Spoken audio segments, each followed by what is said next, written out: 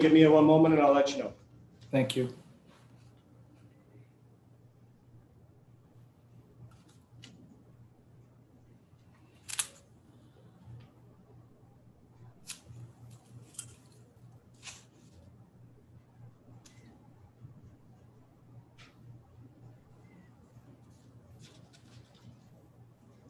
Good morning, Mayor, members of council. It is just past 9:30. We are now live streaming. Morning, everyone. Welcome to council meeting for Wednesday, December the 9th. We ask if we could all please call to order and please rise for the national anthem, please. Thank you. We can't see each other here.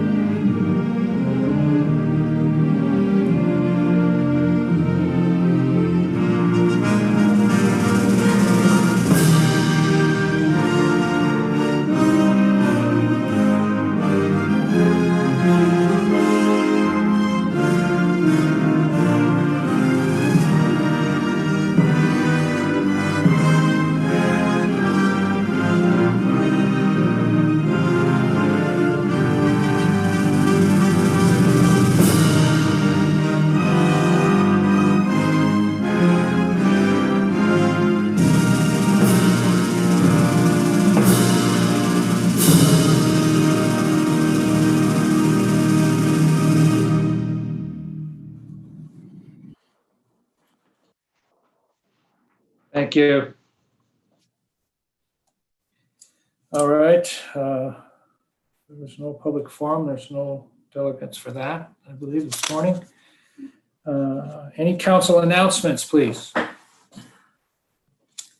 Councillor Munch, Councillor Silovitz. I'm just looking for names. Go ahead, Councillor Munch.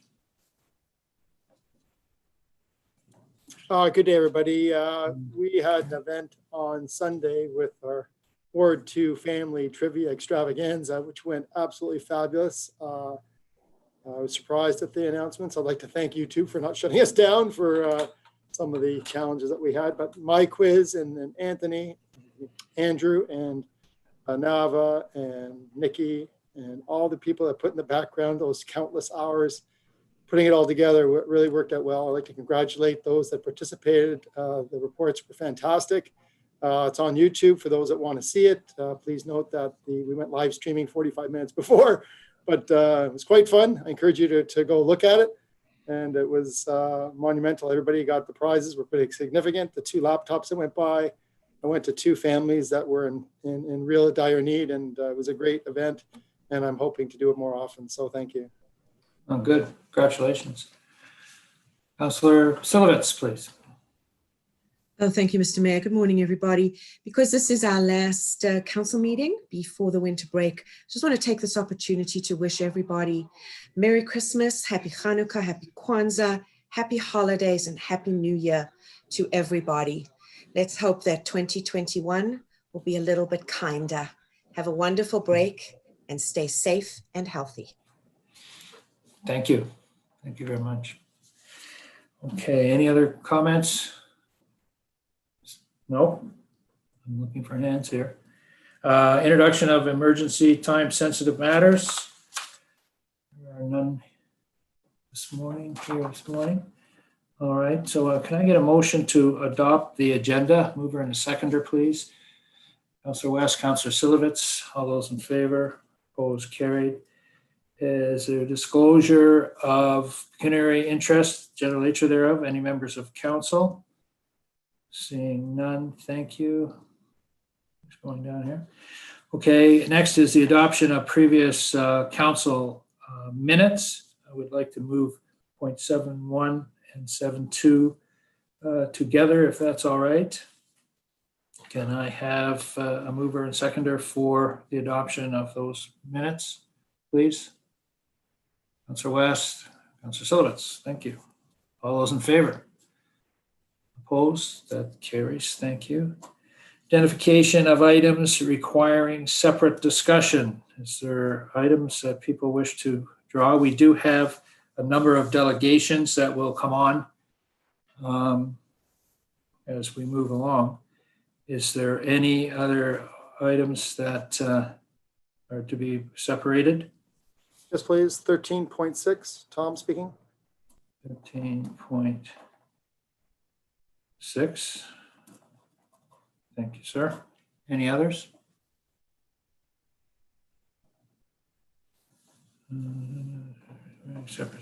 Okay, we have that. So can we have a motion to adopt the rest of the agenda items at this point in time?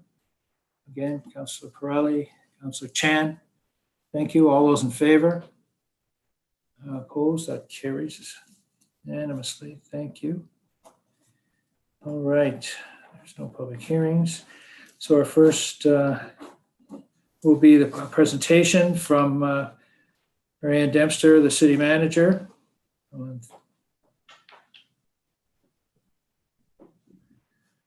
Ms. Dempster. Thank you, Mr. Mayor. I'll just wait for the presentation to be loaded. And there it is. Mayor and members of council, good morning. In May, I presented a framework to council which outlines the approach for gradual reopening. In September, I provided you with an update on operations and how we were recovering and thriving. I'm back today to provide you with a further update as we prepare for 2021. Next slide, please. Staff continue to deliver services to our citizens, sometimes adapting to new and innovative delivery methods, all with the mindset of safety for our residents, businesses, and our employees. Today, I'm going to review city operations, what's open, and how our work is continuing safely. Paulo Mazzaro, our Executive Director of Engineering and Infrastructure Services, will give you an update on service and accommodation planning for East Beaver Creek. And then at the end, we will present a recommendation for council's consideration. Next slide, please. To begin, while some facilities are open, many remain closed because of the operational cost to open within public health protocols. We cannot burden the taxpayer with subsidizing facility operations when the inside numbers are so low. Before I go through the list, I want to remind everyone that our website is always up to date with the latest information on what's open, what's closed, and with links to the latest public health information. Next slide. We have a number of facilities currently open. Centennial Pool, David Hamilton Park Indoor Tennis, Ed Sackfield Twin Pad Arena, Tom Graham Twin Pad Arena, the Oak Ridges Community Center, pool, gymnasium, and program rooms. As you know, we resumed blue and green box purchases and exchanges at the Operations Center in August, and AMP's screening and hearing reviews continue. We had to suspend hearing reviews during the lockdown in March, but we have recently moved to virtual hearings and we are working through the backlog. Also, Access Richmond Hill continues to respond to calls and emails from our residents and businesses.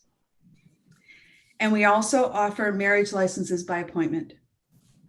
I want to take a moment to mention how staff are helping the community celebrate the holiday season, just a little differently this year. This year's Santa Claus Parade became Santa's Workshop drive-thru at Richmond Green on November 14th. I want to thank the staff who pivoted this annual event to ensure we could still host the holiday spirit for the community and for their continued work planning for a different kind of first night event on December 31st. You'll notice that we had a news release go out late last week highlighting the winter recreation opportunities that are available. Next slide. Here's just a few metrics of our current work.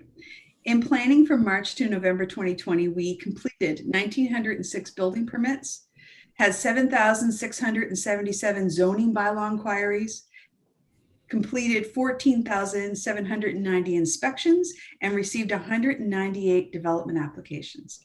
We've also included the 2019 numbers for comparators. In terms of revenue, we have collected 91% of our property taxes and 71% of our water revenue. Our cash flow remains adequate to address our ongoing needs. Council's decision to suspend penalties and interest truly assisted those who required it, and those who could pay still did. Our corporate and financial services team have continued to support operations in our new environment with over 700 people working remotely.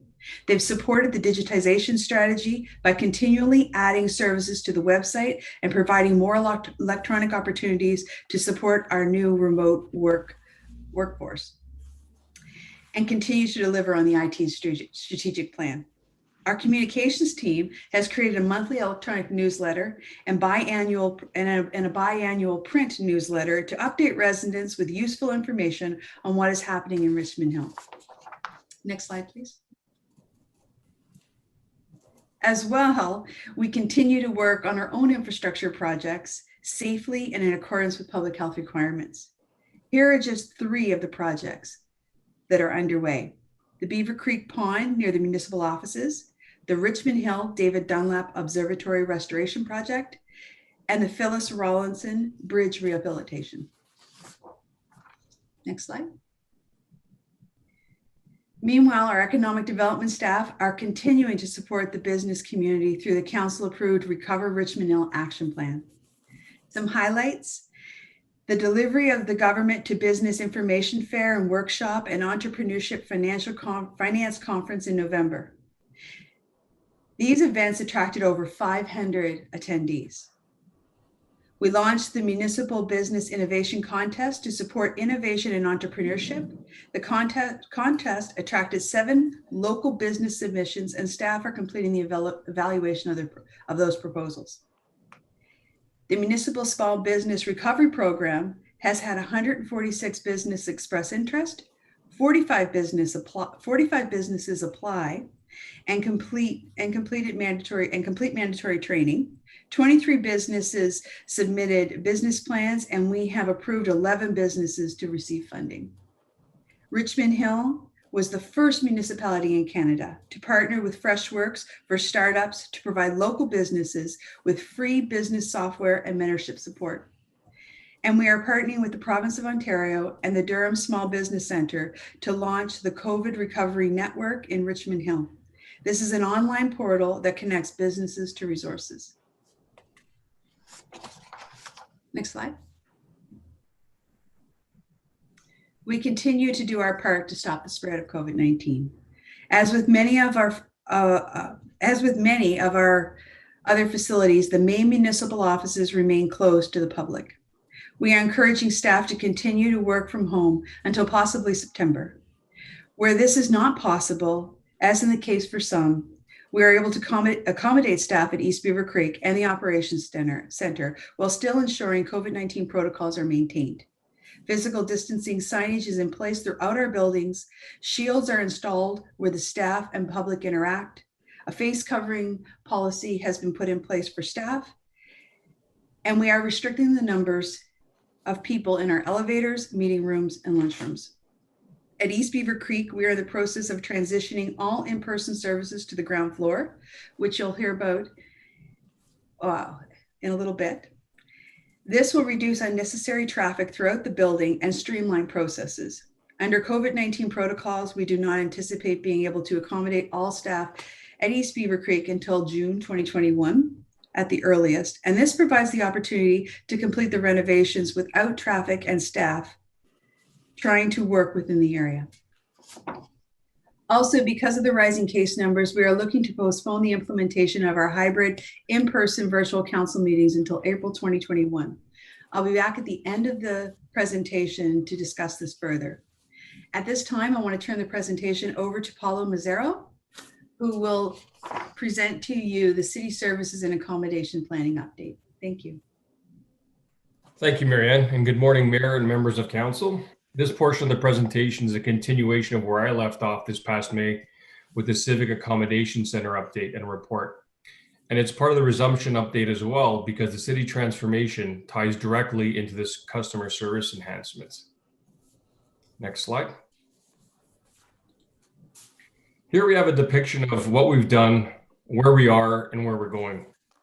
A team was assembled immediately in June following the approval of those recommendations of the Civic Accommodations Report that went to Council last May, that recommended the citizen-focused approach to delivering government services, optimizing space utilization in our buildings, primarily in East Beaver Creek, and developing some detailed programming and space standards for the future. This all with the intent to enhance customer service, the customer service experience, and ease of access for our residents, and to continue demonstrated successes of delivering these services remotely during the pandemic, and to explore opportunities to reevaluate how we can further improve on some of our services as part of our resumption plan. In stage one, we've gone through the process to validate space requirements and demonstrated that we could reduce space needs, and this informs how we can move forward, which is the result of the completion of vacating 2 floors of space. So clearly the work from home successes and what that would mean post-COVID resulted in a move to a 2-to-1 ratio for assigned workspaces. Moving on to where we are now, stage 2 is a little bit more complex. It's a bit of a jigsaw where we maximize space at the operations center as well by relocating some sections like bylaw and event services, as well as moving city clerks to another floor within the building. All these details have been finalized and approved, and we're scheduled to complete that at the end of this month. So that's exciting for us as well. As far as the final stages, the remaining floors, many of the preliminary plans have been approved, and the detailed move plans are going to start in the new year. The actual physical moves of staff are anticipated somewhere along April and May, with some housekeeping facility details under the leadership of Director Nick Kalivas to be completed by June. Next slide, please. Welcome to the new way of offering our services. So now I'm going to take a little bit of time to talk about how technology plays a role in seeing how our vision can come to reality as it relates to technology and physical improvements. Next slide. Technology and the physical improvements go hand in hand. They're not independent of each other. The technology informs how we can vision our service delivery and what that space can look like when we leverage it. How we use space, how we've used the space that we had yesterday is most likely not going to be how we're going to use it in the future. It's a bit of the chicken and the egg analogy, and our team wants to make sure that we get it right by identifying how the use of technology will inform how we create our new spaces. So in this slide, we see some examples of the improvements that could be made by reducing the need for in-person interactions, such as developing an appointment-based model, more user-friendly website, and the ability to have video conference interactions and greater secure payment options. Next slide. This is a sample of the current and planned technology enhancements that are going to allow us to achieve our vision for the future. You can see a large volume of the improvements planned for completion by this year's end, with more for the balance of 2021. For example, digital improvements for building permitting processes, waste and recycling, licensing and payments, and a variety of types of inquiries. In the last column, you see PRM, that's our planning and regulatory management system. It's a complex piece of software that's going to bring us into the future and how we manage a lot of these services related to planning and regulatory services. It's important to note at the onset of the pandemic, the administration demonstrated that we can react quickly and pivot and continue to provide services. With many of these service improvements that were already in flight, however, the big difference now is that we're taking the next opportunity to reimagine how we can deliver these services coming out of EBC in the new future state. Next slide. So here it is. It's an example of a platform that the city intends on using moving forward. It's the same that's used in San Mateo, California, among some other jurisdictions. It's as simple as clicking a tile and selecting the service needed. Planning applications, virtual over-the-counter building plan review, building inspection information, applying for permits and licensing, etc. This is really exciting for us, and we're really eager to launch this for ourselves as well as the public. Next slide.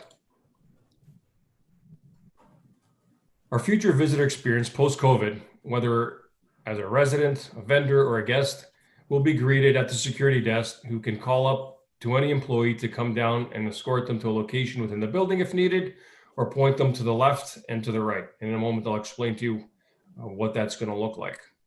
The guiding principles were developed so that any changes support and enhance the customer experience to be safe, accessible, and transparent.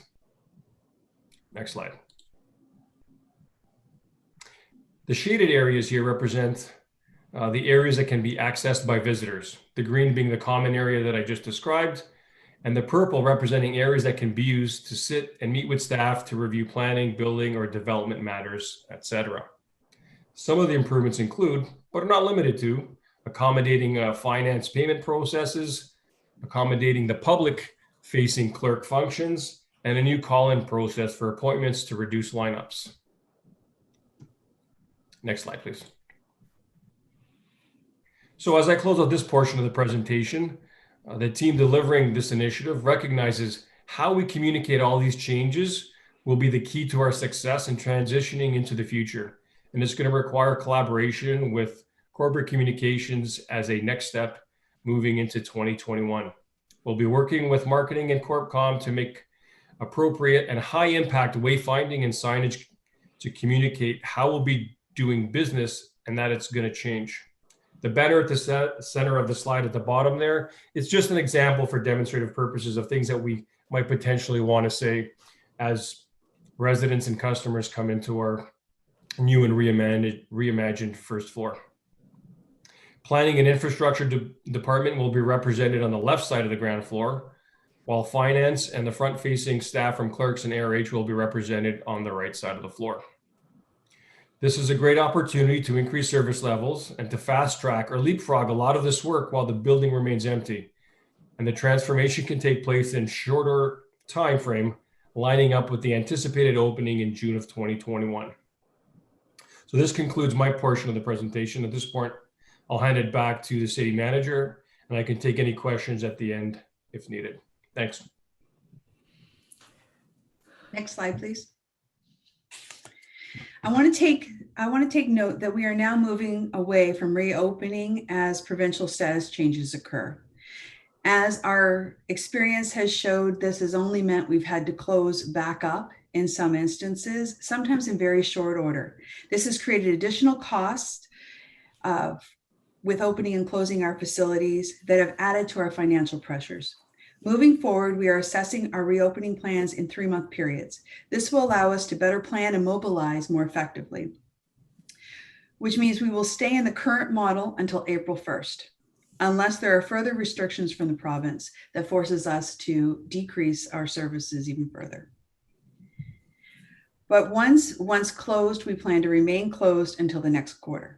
However, East Beaver Creek will remain closed until the end of June to facilitate the building renovations that Mr. Mazzaro has just walked you through. We continue to add new offerings to the website for remote access to our residents, continually offering more choice and better services.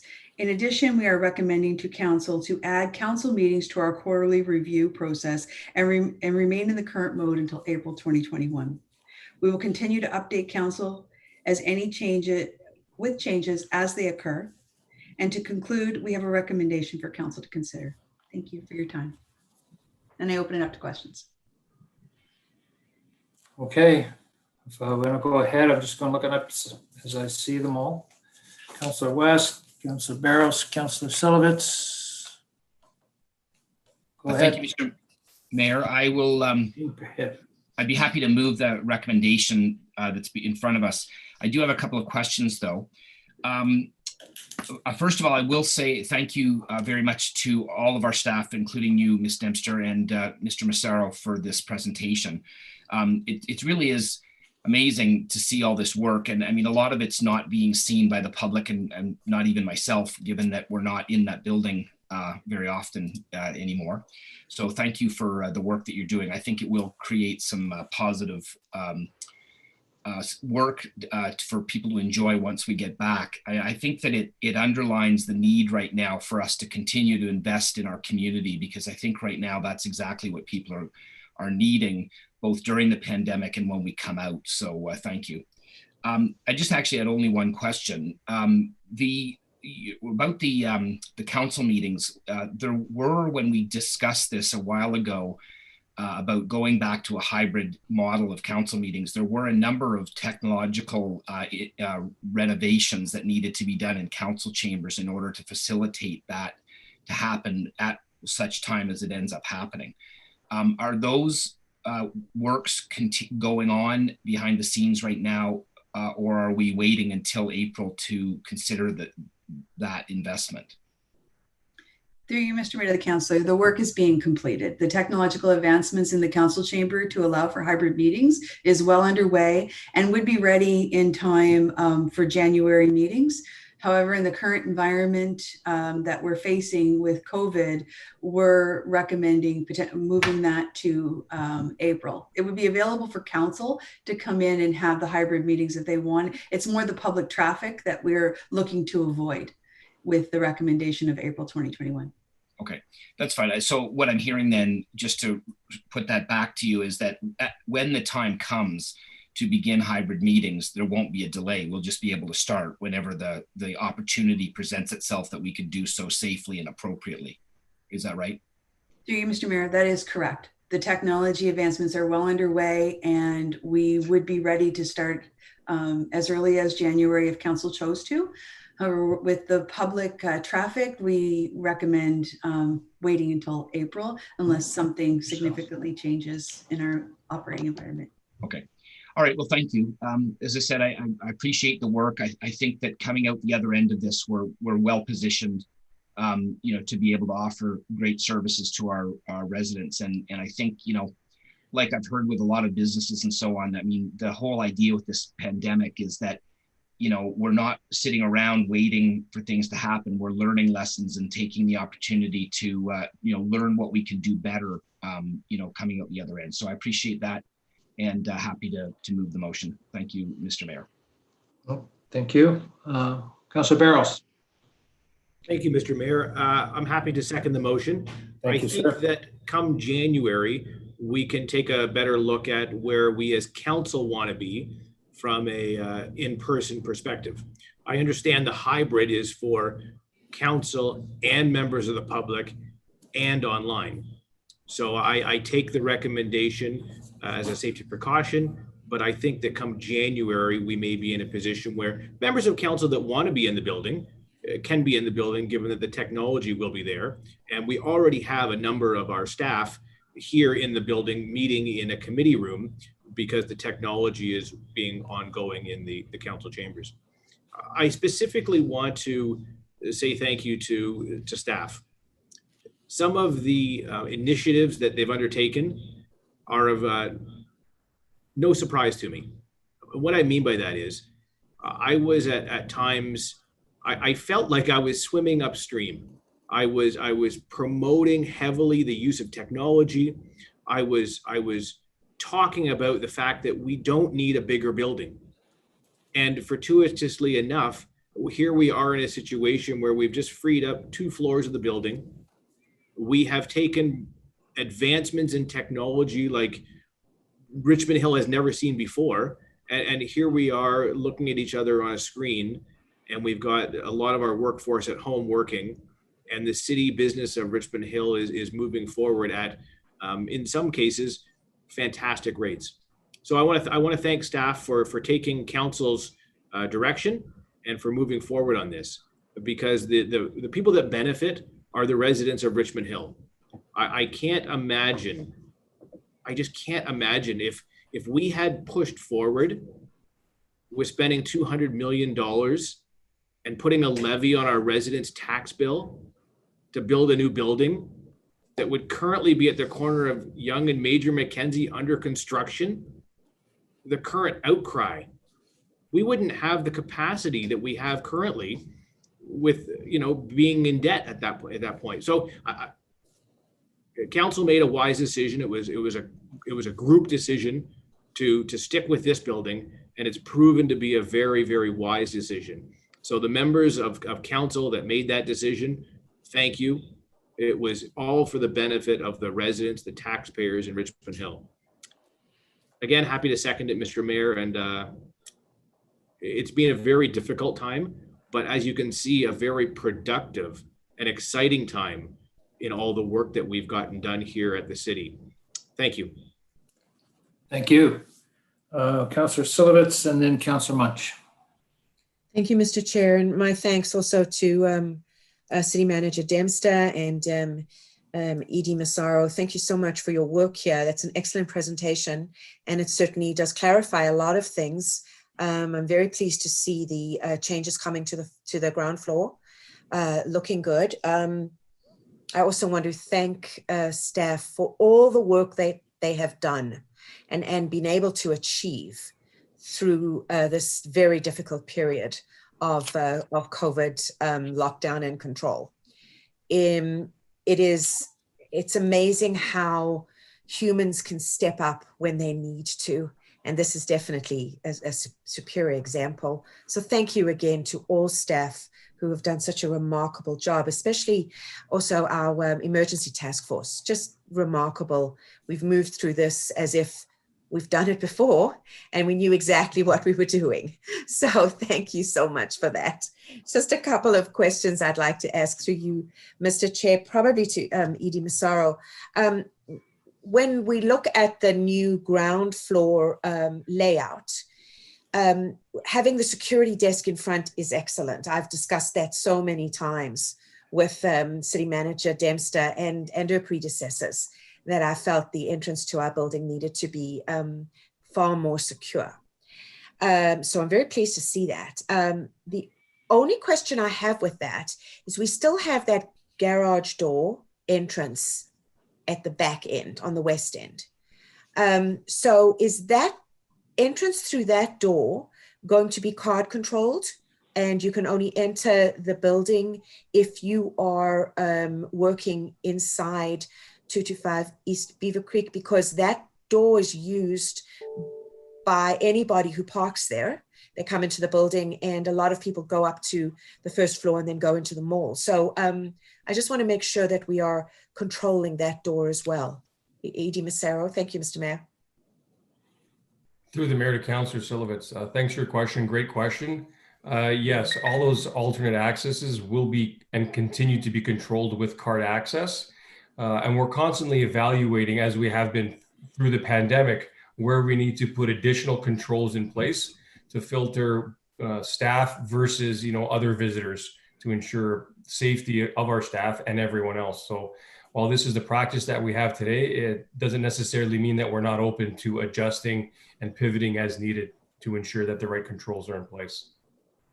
Thank you very much. And that leads me to security of the first floor as well.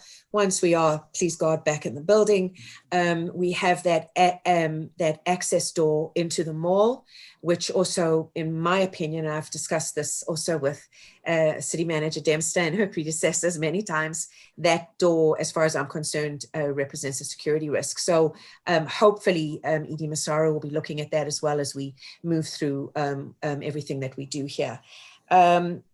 One further question, just one question through you, Mr. Mayor, to Edie Massaro. Should members of council wish to access the first floor, offices, committee rooms, etc., during this period of renovation, will the front entrance be closed, period, to the public, to staff, and that back garage door needs to be used? Through the mayor to Councillor Silovitz, when you reference the first floor, I imagine that you're sorry, ground floor. Okay, yeah.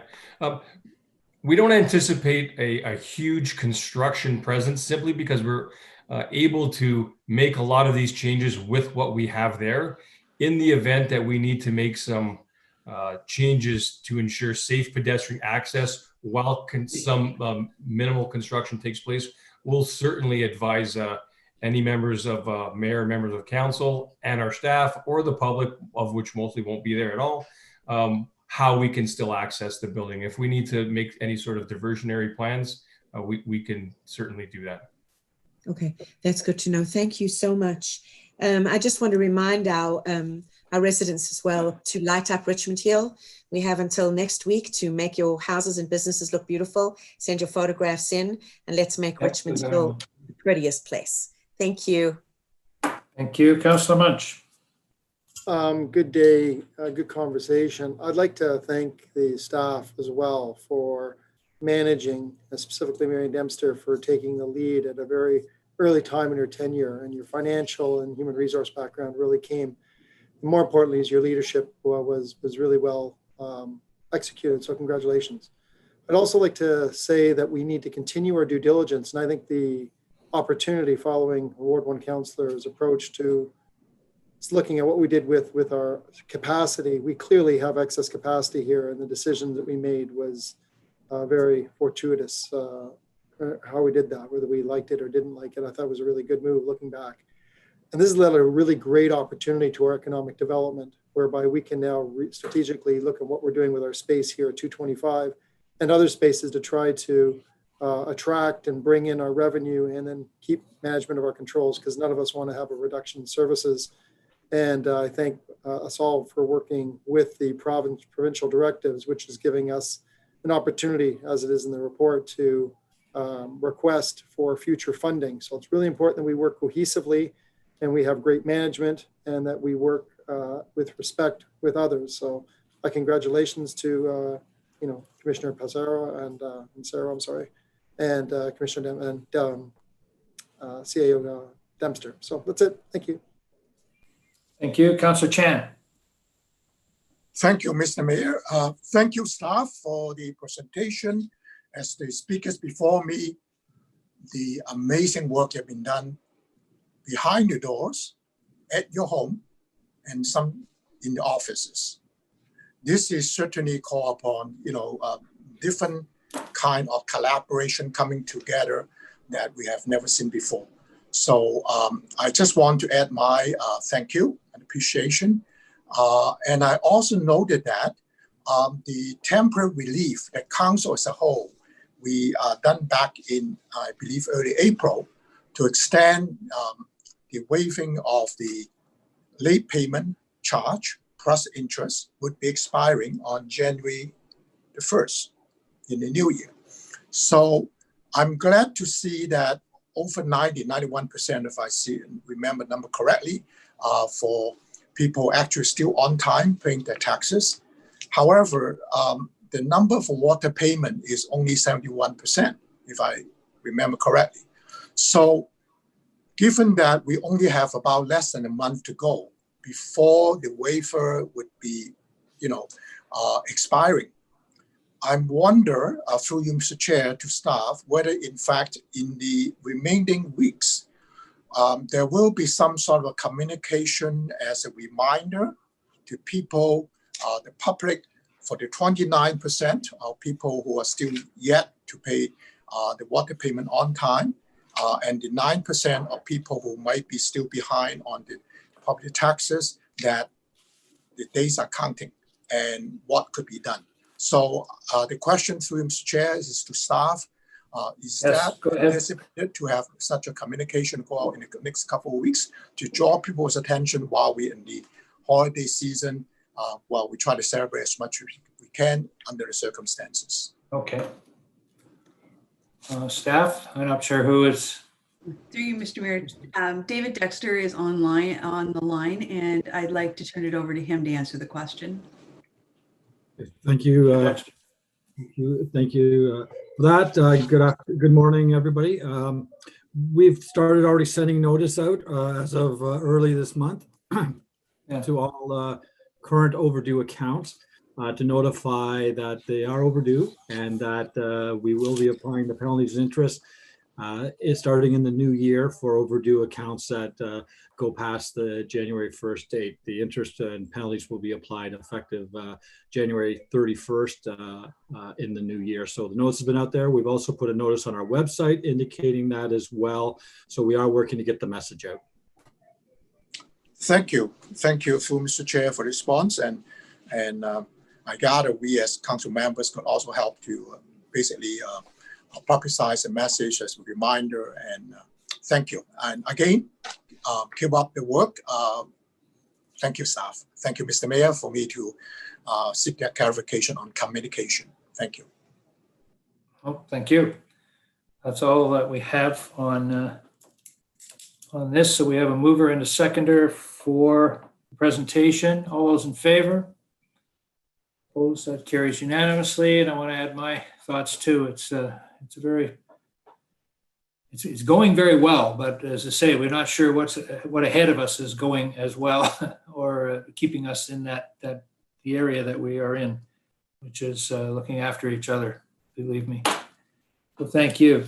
Okay, our next item is delegations, and I'm just going to do this in a way that there are two delegates, Jerry Humphrey and also Lorna Leung, who are both our delegates to item 13.11. So, Sir Humphrey, you wish to speak to us?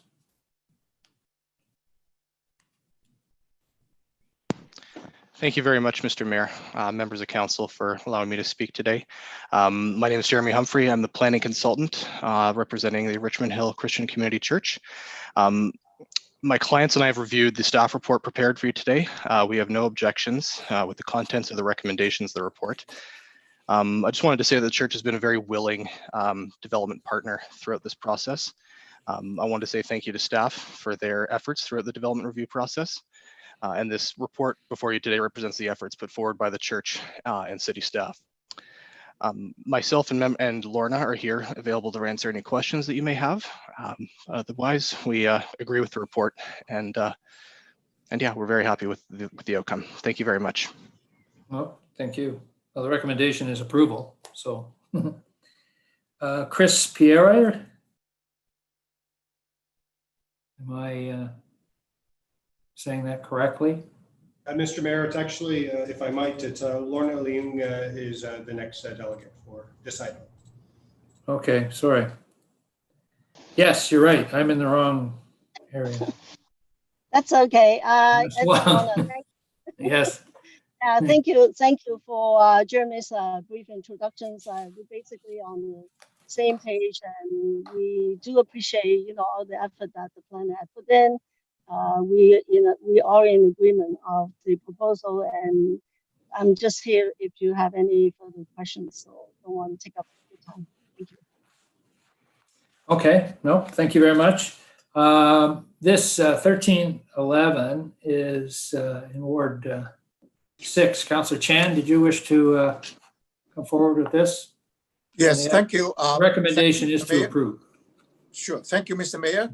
And thank you, Mr. Humphrey and Ms. Young for the delegation. And I take it that something you will be supporting, which I'm hearing, and the staff is recommending for approval.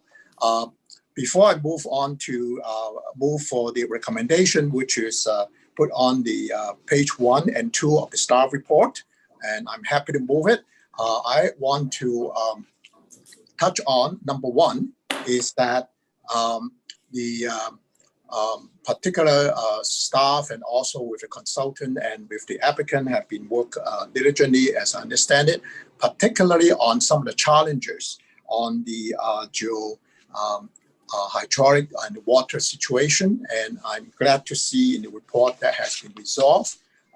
And also the parking in itself, as well as the height that have been looking at this particular site. So given the geotechnical concern and hydrogeological concern, and particular also in terms of the traffic and parking have been looked at carefully, and even that perhaps in the future there might to be continued to monitor should a particular traffic signal be required. I do remember almost 10 years ago, I have worked with York Region Transportation to really work together to do the traffic count in terms of not vehicles, but actual pedestrian traffic. So I'm happy to move that. Then it's certainly a welcoming addition in trying to better control the parking and the also traffic in the area.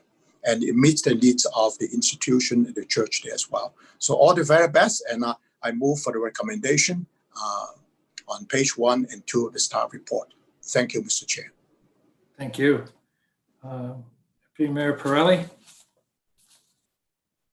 Deputy Mayor Pirelli, did you wish to speak? Mr. Mayor, I think I have my hand up. Oh, I'm sorry. Okay. I'm trying to school the whole thing. So yes, Councilor Barrows. I'm happy to second the motion. Clearly, the local councillor is in support. My only mention is to the planning consultant. This would have passed on consent had it not been that you came and delegated and told us that you agreed with the report. So thank you for that. Otherwise, I wish the church continued success in all their endeavors. Thank you, Mr. Mayor. Okay. Any other comments? Councilor Munch. I'm good, Dave. Thank you. I agree with the Ward 1 councillor, probably would have passed on consent.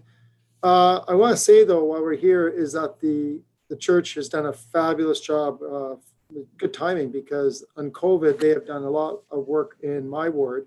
I want to thank Mamie and the others, and this church has been fantastic, absolutely fantastic community partner. And this is this particular application is really in line and is respectful of the community. So I'm glad the local council is supporting it.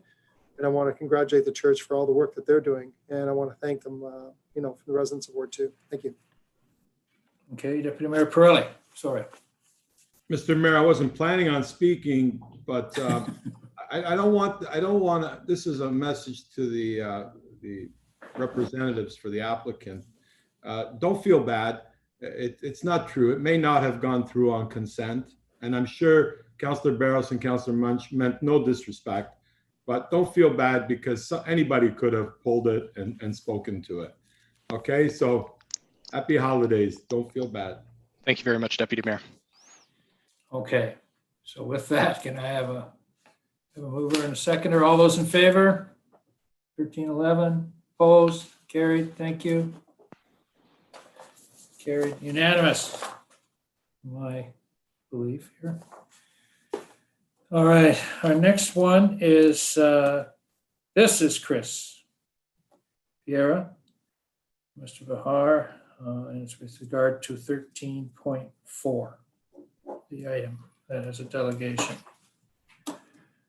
So, Chris, I see you there. Good morning, everyone. Can everyone hear me fine? Point of order. Yes. Mr. Chairman, did you mean 13.14? You said 13.4. I'm sorry, it's on this 13. You said 13.4. I was just clarifying. Is it 13.14 you're referring to?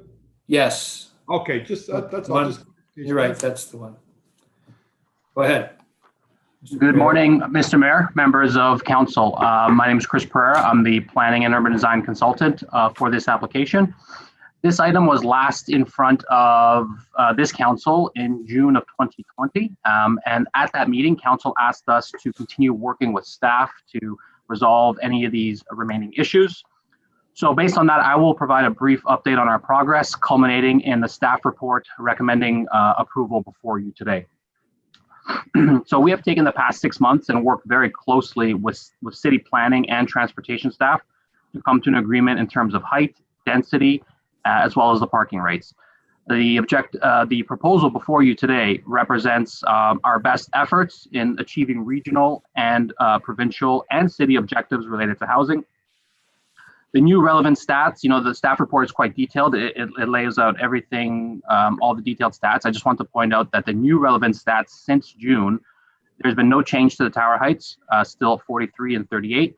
There's a total of 962 purpose-built rental units, no change to the FSI of 8.77, and a total of 785 physical parking spaces.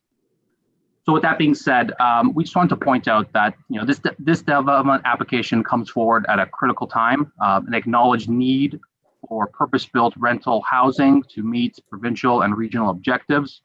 we understand that housing affordability and the current crisis that we find ourselves in has been an important issue at council, discussed as recently as December 2nd. This proposal has been developed in agreement with staff to assist in addressing housing affordability and reducing automobile dependence, as well as utilizing transit infrastructure. From a policy perspective, the proposal is consistent with provincial, regional, and city policies. That includes the planned function of the Young 16 KDA, while resulting in no negative impacts on the surrounding area. So in conclusion, we just want to note that the proposal before you will increase the number of rental units beyond the initial number proposed, and as such will better address provincial and regional and city objectives towards housing affordability, range and mix of housing options, adjacent transit infrastructure at a key intersection in Richmond Hill.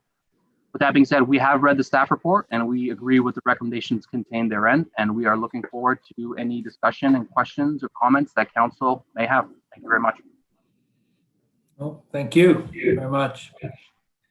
Chris, if you just want to wait, there's Sherry Yang as again 1314 as a delegation from Rothbury Road. Yes, Ms. Yang. Go ahead. You have to get off your. Thank you. There you go. Yes. Hi. Yeah. Good morning, Mayor, Councilors. I'm Sherry Zhang. I'm here on behalf of YRA, Young Bernard Residents Association today. I live on Ward 4, not Ward 6, actually. Come here as a delegation because I want everyone here, Councilor, today to say no to this application, because if you approve this, then the landmark of Richmond Hill will be a rental building. This 38 and 43-story building will soon become a landmark of Richmond Hill. Do you want that happen in Richmond Hill? So think of that before you vote. Okay. And the first one I want to say, the problem is why you rush to present this item. You loaded on December the 4th, leaving the public only 1.5 business days to decide, to respond. Why is so rush? What's behind? Where is the democracy in Richmond Hill? I want you to think first. And the second, if you can put up my slides, and I attached, okay. Look at the location. There's a big limitation of the entrance and the exist. There's no possible, it's too close to the Yana 16. So you cannot put this number 1 and 2 entrance as another traffic light. So all these without the traffic light control will cause a lot of problems. And remember the building behind, you already have 1,700 residents there. If you add another 1,800 residents in this spot, 3,500 people coming in and out with the existing entrance with no traffic control. What kind of like a spot you're putting this one? This is a dead end. They will be trapped in this spot. And this is already the #1 dangerous intersection in York Region, according to the 2019 regional report. So you will add and further traffic concerns to this spot. Okay, this is a big concern. Let's talk about density here. Density 8.77. This is like you put a downtown Toronto right there. And we don't have subway down there. Subway is further down in Highway 7 to be built in 10 years. But you're putting a building right there, assuming there is a traffic, like there is a subway station down there, probably. Maybe you make the wrong decision, putting a wrong spot, put a rental building in the wrong spot. Okay, I know the government want to promote the rental building, but this is a wrong spot for such a high density. Do you know in downtown Toronto right now, there's over 10,000 units vacant looking for a renter. And in the core area, there's over 6,000 vacant rental units looking for a tenant. Why people moving out of Toronto to York Region, to Upper Town? Do you know the reason why? They're looking for a different lifestyle. They're looking for better, more living spaces. If Richmond Hill keep on promoting those high density like downtown, Why people moving out of downtown to Toronto, from Toronto to Richmond Hill? Think of that. Why? There's no need for Richmond Hill for this high density at this moment. You should pause this and think what type of residents people are looking for. And as about the parking ratio, right now, if this is come to be approved, then 40% of the residents in the building will have no parking. So assuming everyone will take the bicycle, but this is not Florida. We cannot take bicycles in wintertime. How can people go to work? How can people walk to to do their groceries? And this is too far to just use a bicycle for transportation. And for the public transportation right now is too dangerous, okay? And so think about that. And also that we need the jobs to create it in Richmond Hill. We need the jobs to make the Richmond Hill better. And there is specifically says on the regional report that there is a problem from the regional staff saying that those site-specific things, intensification with no master plans should not happen here. You should have the KDA plan set up properly in the under 16 before you think of these site-specific applications. You should do the right proper planning first. You should not do that. So I'm here to back everyone to say no to this application, because if you say yes, and this rental will become a landmark. Okay, Sherry, thank you. Thank you. No, thank you. All right, this is 1314. This is staff report is all comments regarding the applicant's revised site plan application be referred back to staff. At this point in time, Councillor Chan, did you want to, it's a Ward 6 item, did you want to start the discussion then? Thank you. Thank you very much, Mr. Mayor. Let me first thank you to the planner on behalf of the applicant making a delegation and the citizen making a delegation, and also people who have written in within a short period of time that they become aware of this coming to council today. Also, let me say, I'd like to acknowledge the contribution of the applicant who's committed to build purpose-built rental. And I'm in support of purpose-built rental housing, and certainly because it would broaden and diversify the housing stock that meet the guidelines of affordability in your region. Richmond Hill is actually in need of affordable housing. There's no doubt about it. And Yonge Street is the area for intensification. Again, there's no doubt about it. It really comes down to a matter of scale. It was mentioned that in December of last year, council at that time was going to find members, and it could have been, as one member would like to have approved the 29-story and 27-story a year ago.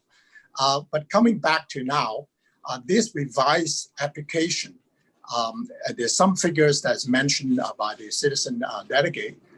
Very quickly, without taking too much time, is to highlight that the changes from the revised application from the one that looked at in December a year ago. I mean, no matter how you look at it, whether it's the height, whether it is the density and the GFI, it ranges the range of increase from anywhere 45 to 49%. So to look at it objectively, this change in the scale in the revised application is massive. Now, dealing with the application in front of us today does set a precedent for the city. I understand staff at qualify and it's a site-specific particular application. But when we are dealing with a precedent-setting situation, I want to emphasize, I honestly believe more than ever, we want to do it right. And particularly in light of the circumstances that something we know, something we don't know. And talking about something we don't know, and I'm looking at specifically at the York region, particular responses from their Director of Community Planning and Development Services. Now, they would say may be appropriate. However, they also really highlight their concern. The concern is one, because this is being approved in advance of a comprehensive secondary plan for that KDA at Yang 16. And the other one really, for me, raises concern to me, is the cumulative impact of this site-specific intensification project. Keeping in mind, there are other property owners around this intersection probably have plans, and Hillcrest already put forward their plan. And also north of this site on the east side, Smart Center would probably plan to come in. So the cumulative impact specifically on, if cited very specifically, on the transportation and the infrastructure capacity, as well as on the local needs and facilities. Now, in the report, on page 6 specific at the bottom, staff actually do look at that, but it was raising the concern and need, but it doesn't really seem to have any attempt or any information to address that. Now, given the time constraint, as someone mentioned, or the delegate mentioning, only 1.5 business day from the release of the staff report to today, I'm actually surprised we don't see any other planning consultant or applicants or potential applicants in the surrounding KDA area come forward. So because of this short notice, because of the concern that particular race succinctly put down by York Region and captured in our report on the star page 6, I honestly think that we owe it to some of us, myself, we owe it to the other surrounding area property owners and applicants and potential applicants in this KDA, and we owe it to the community that we don't give a real or perceived perception this is being rushed. So I am moving for a deferral motion to the first meeting in January 27, 2021. As I said, I am in support. I like to have the purpose built, but I think that this is not something we want to be viewed as, perceived to be, as I mentioned, real or otherwise, that rushing this so that we make the right decision in the next council meeting. So I'm moving for a deferral motion to January 27th, 2021. Mr. Mayor, I understand that obviously I need to have a seconder, and just 1 second. Motion discussion will limit to only time and place. Thank you. Okay, Councillor. All comments to the revised may be referred back to staff. That's the recommendation. There's nothing to do with it. It's just to return it back in. No. It's to approve, Mr. Mayor. Sorry? Mr. Mayor, actually, yes. If you look at page 2 at the very top, this OPA be approved.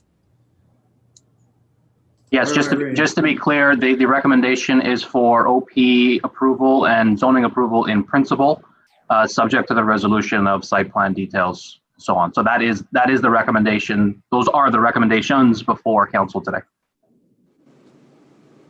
Okay, fair enough. Sorry, I'm just reading the last one. We do this all a lot. Okay, Councillor Chan. So what is your motion then, please?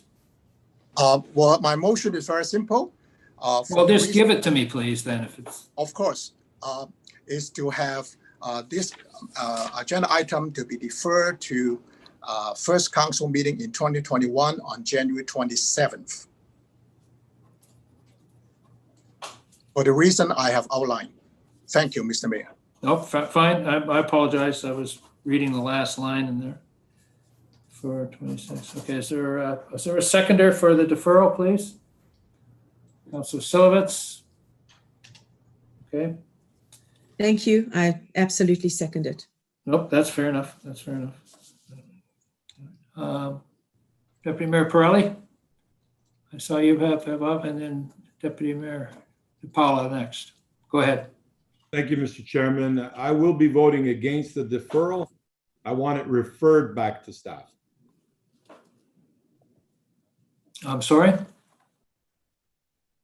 I'm trying to keep up with everything here, please. Okay, Mr. Mayor, I'll repeat myself. I'm going to vote against the deferral because it's my intention to refer it back to staff for further work, and those details we can discuss when this motion fails. Thank you. Okay. All right, hang on. I got Councillor DiPaolo too. Sir, Councillor DiPaolo, you asked. Thank you, Mr. Mayor. It's a deferral at this point in time would be very difficult to mesh with what the region of York in their incentive program trying to get rental housing has been working backwards to try to get this project moving forward for the benefit of Richmond Hill. And our staff have done an incredible job to get it here today. They've done all their analysis, and we're ready to vote on this. So I won't be supporting the deferral.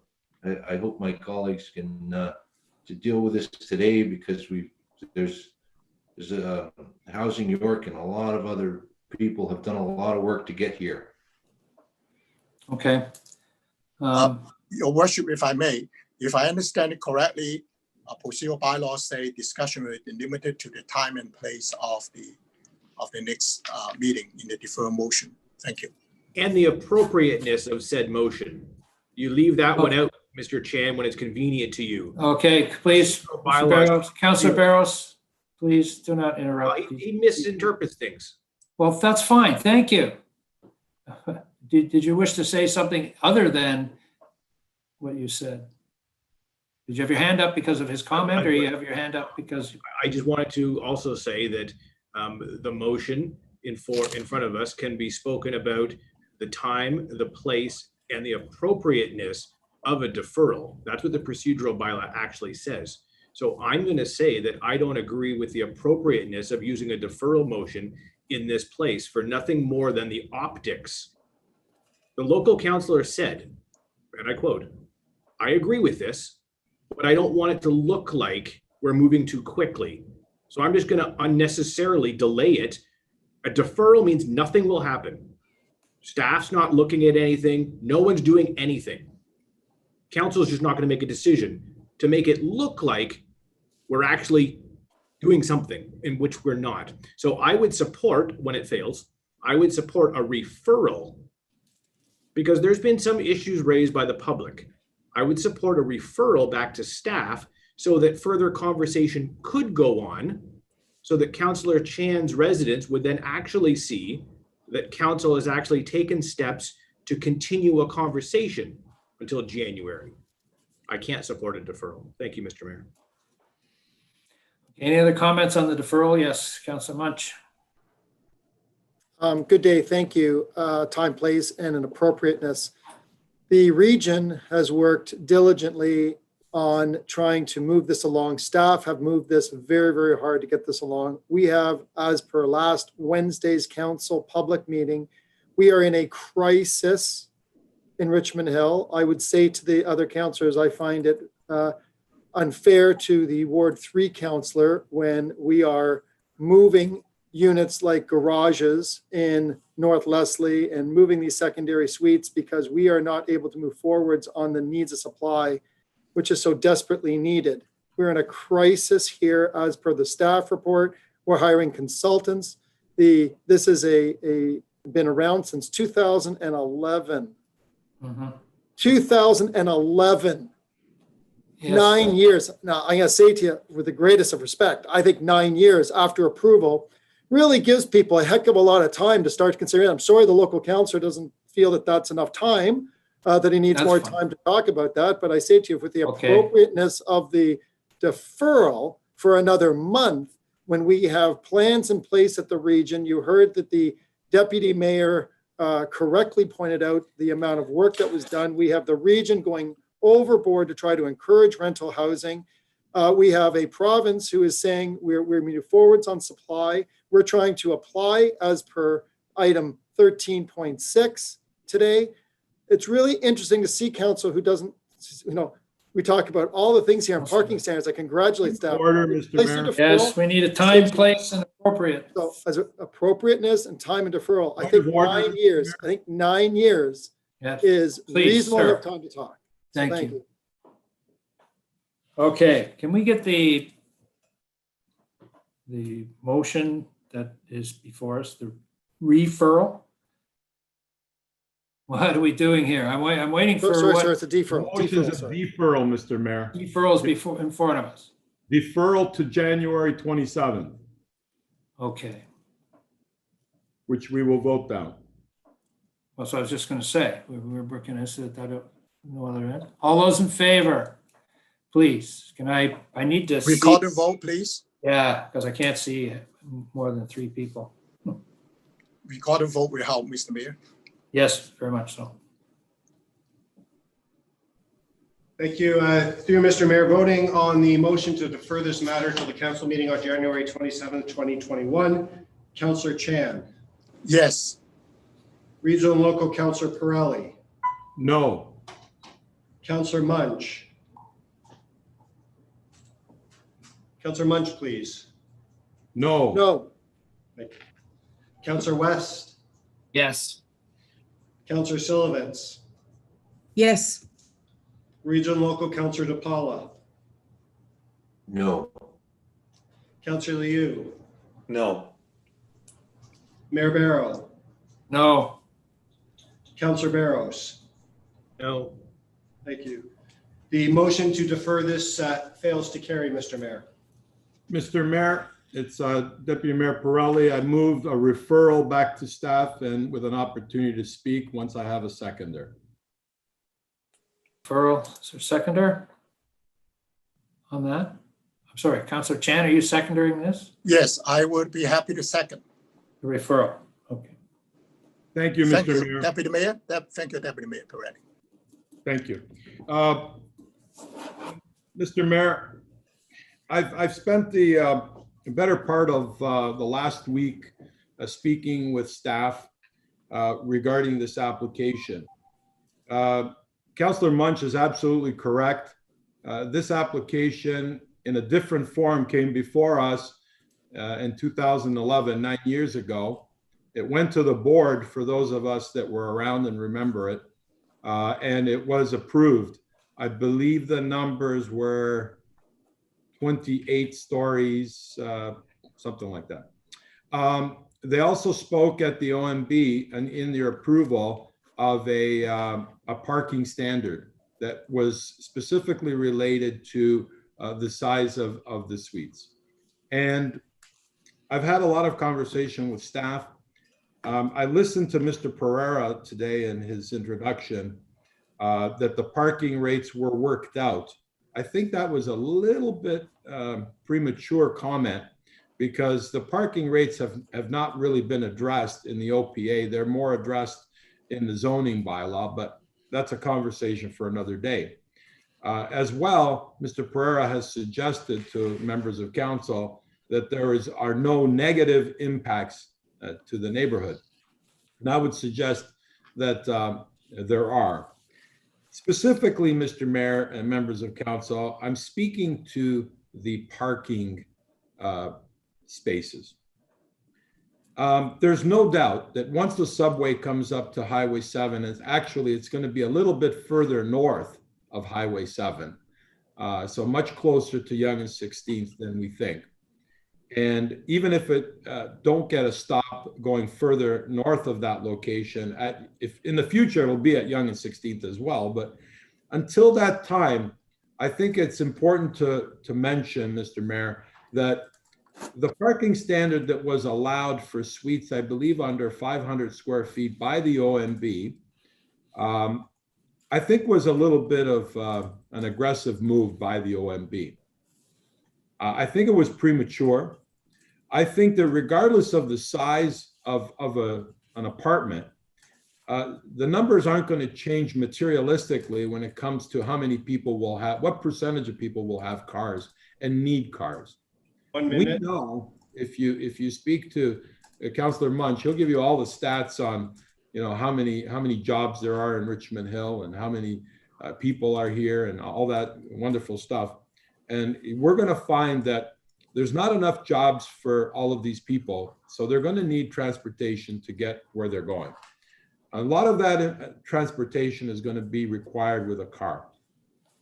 The current numbers, because we have not established a rate, but the current numbers would suggest a 0.65 parking rate for the residential suites and 0.15 for guest parking. And we all know that 0.15 is very adequate for parking, for visitors parking.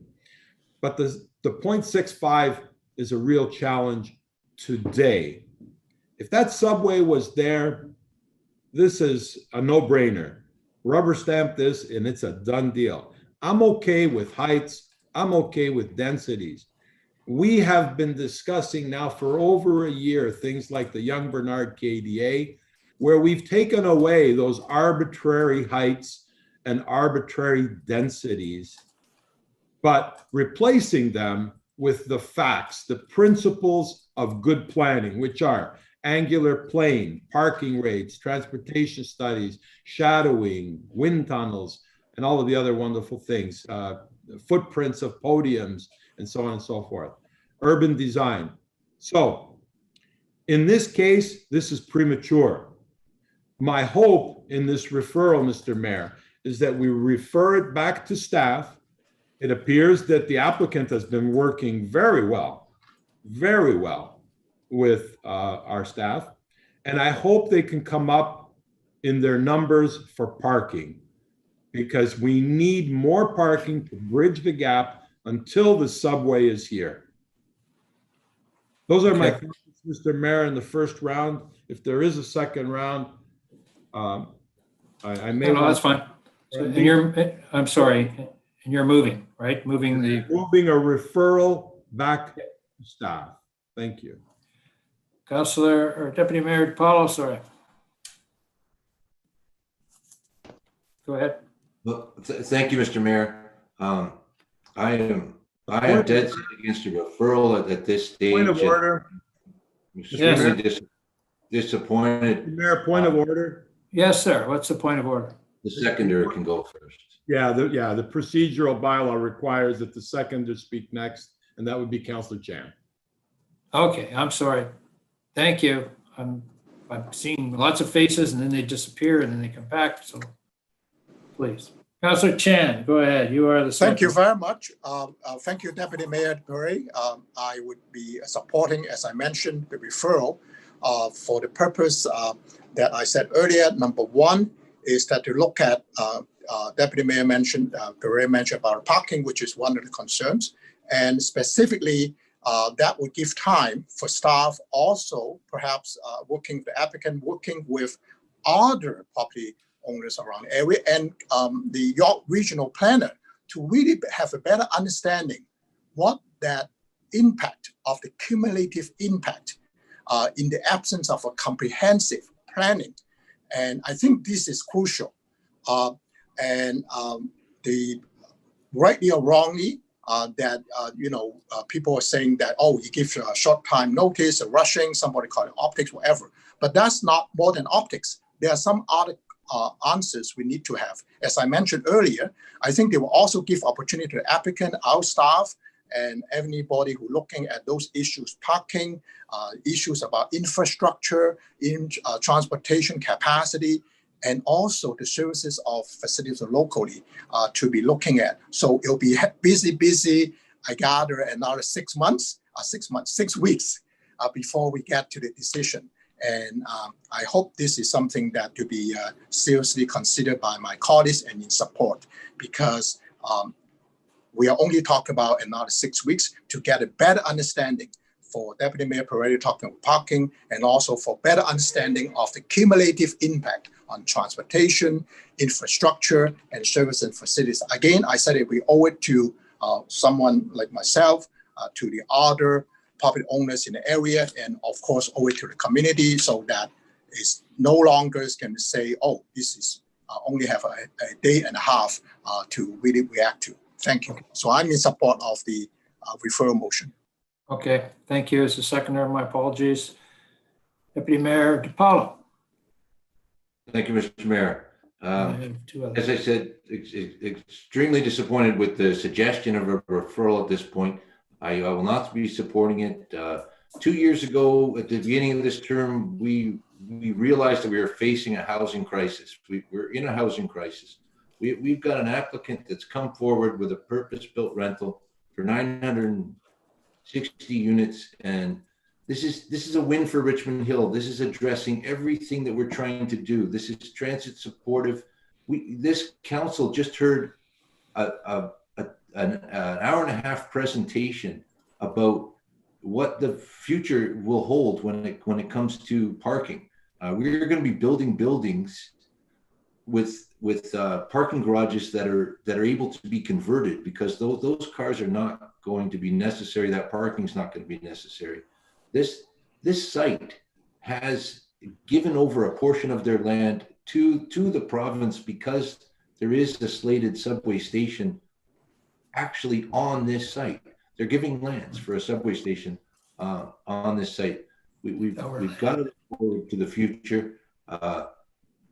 We have over 60% of the units in this building are going to be considered affordable. The applicant has agreed to transfer and hand over 12 units to Housing York. Housing York has a desperate waiting list for those units and is waiting. And because of that, Chair Emerson and the senior management team at the region has done everything they can to work with this applicant's timetable. When you build a purpose-built rental, you're absorbing all of the cost for the long term. You're not selling condo units and sharing with hundreds of people the cost. And that's why we have incentives for purpose-built rental. We want to give assurances about the timeline and that you're willing to build. I wouldn't blame this applicant if they took their project to Peel or Durham or elsewhere. Given that this can't be dealt with along with their time frame. Our staff is recommending approval. Our staff has examined the parking. Our staff is in approval of all of the other measures. They've done a great job. They've considered that, and in principle, they want us to go forward. And they will be even more critical when it comes to zoning regulations.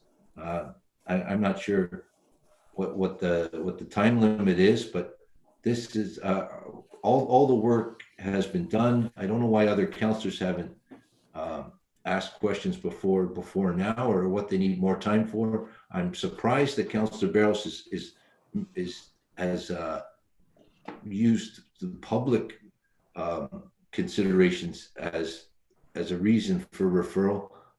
I don't hear any objection from the members of the public.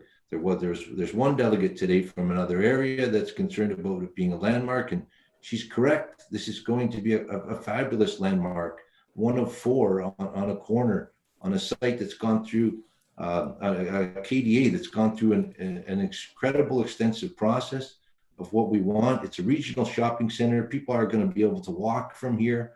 You're not going to need a car if you live in this building. And it's everything that we want in Richmond Hill. Our staff has done the work. It's ready to go. Mr. Mayor, I can't support a referral. I really hope we can get to the staff recommendation. Thank you. Okay. Councillor Silovitz. This is on the referral. Thank you, Mr. Mayor. I thank you to Mr. Pereira and Ms. Zhang, and to the people who wrote in. There are, in our additions, there is communication that has been received. I do support a referral because I do believe we need far more discussion here. And I would like the record to show that I do not support this application. I do not support the heights, and I do not support the densities. This is, again, I just want to respectfully remind everybody, 12 units to Housing York. Yes, that's the affordable part of this. But the rest of it is purpose-built rental. It's not affordable rental. This is to increase our housing supply. It is not to increase the affordability of the housing supply. Certainly not at this location. Rents will be, in my opinion, rents would probably be sky high at this location. And there may be a rough-in for a transit stop here by the subway, but that is decades away, given how long we've had to wait for it to come to Highway 7 in the Richmond Hill Center. So I will repeat what I've said before. Whenever we come to discuss applications for this particular intersection, and this has been discussions that have gone on through many different councils over many different years. This is an already overburdened intersection. And when you look at the application here for the heights and the Point of density. order, Mr. Mayor. No, please. Can we speak to the referral and not the application, please? Well, part of the referral, thank you, Mr. Mayor, but part of the referral is to get further comment. And I'm looking for further comment regarding everything to do with this application. Thank you. Okay, so that's the discussion. Is that it? Thank you. Sorry. Councillor West. Thank you, Mr. Mayor.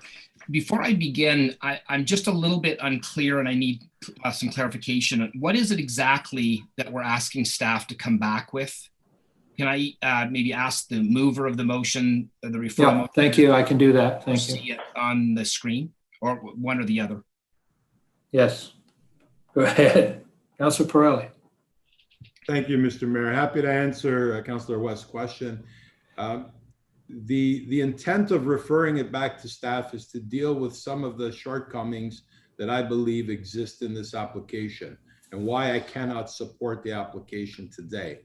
One of them is the parking standard. That's the number one issue.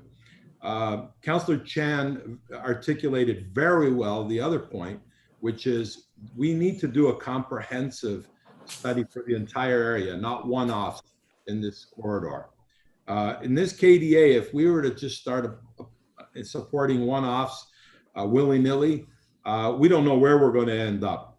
And that's what I'm hoping. And of course, with more comment from my colleagues on council and see what they're looking for, because I think that okay. I think thank you. Yeah, thank you, Regional Council. Yes, he has his answer. Thank you. Thank you. So that's what I'm concerned about. So regardless of whether we defer or refer or whatever we do with this, I am in support of that. I think Deputy Mayor Pirelli said it well, that Councillor Chan actually said it probably very well in his comments about all of the different concerns that are with this application. And I will admit that I am uncomfortable with the height and the density, which hasn't really been talked about too much in Regional Councillor Pirelli's comments. But if that is the intention, to go back with all of that information to staff to come back with it, then that's fine. I would be happy to support this. I will say that I did in fact, I have worked quite a bit with talking to the applicant, and I've asked questions of staff leading up to this, because I think it's important to know the details of this application. One of the things, though, that really concerns me, or says it well about what the concerns are about this, is the letter that we received from the Region of York. And I just want to read one paragraph that kind of says it all, in my opinion. To quote, "To assist in city building efforts, the full build-out population and job numbers are required to ensure adequate services are available, such as parks, community centers, schools, roads, as well as water and wastewater capacity." And for the comments to be made that the region is fully on board with this, that's just not true, because this is actually coming from the region. So if the region has concerns about this, then I think we need to take that seriously. you know, if we were to approve something as big as what is being proposed here, Point of order. It's not being, sorry, it's Order. not being approved. the Councillor West, I'm saying it's not being approved. right, the initial application or the initial Point recommendation of to approve order. OPA. Okay, excuse me. Councillor West, somebody's calling for a point of order, please. Councillor Munch. I would caution the Ward 4 councillor Oh, on his comments of saying when we have a deputation from the deputy mayor who has spent a heck of a lot of time at the region. We have the chair of the region who has This engaged is not a forward. point of order, Excuse me. okay, excuse me. So, When the Ward 4 councillor challenges the integrity of another member of council. okay, I sir, caution thank on you. Councillor Munch, he's commenting about what he's reading that came from the But what he said was is what they wrote, sir. Fair enough, I'm but don't refer it back to a member of council. Okay, fair enough. Thank you. I'm saying he's reading a letter, okay? So please. So please focus on the letter, not on the comments. That's exactly what he's doing. Okay, I'm thank you. saying he's doing that, Councillor. Thank please. you. Thank you.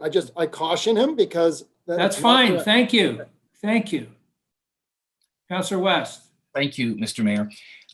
So the concern that I have is if we were going to be approving something as large as what's being proposed here, without us knowing exactly what the ramifications are, I would have very serious concerns with this. So I think the approach that we're taking is the right one, but I think that we need to send a message back to the applicant that, in 2011 or whatever it was when the OMB ruled on what this area could be, that probably had some merit in terms of what's going to be built there now and what's built there right next door. But the problem that we run into right now is if we're going to overreach as far as this proposal suggests, and I don't think that's appropriate, but I think what we're going to find in that is that 40 whatever stories at that location also has ramifications for the rest of the KDA. So I will support this. I think, just to be clear too, the deferral that was proposed at the very beginning was also going to achieve some of this because it does give us an opportunity for the public to be able to have more time to comment rather than just a day and a half. So I think we're on the right track here, and I hope that I assume that this will pass and will come back sometime in January. Councillor Munch. Councillor Munch, I had your comment. Thank you. Thank you so much. I'd like to, through you, Chair, through the Commissioner of Planning, can you please communicate, is the region in support of this?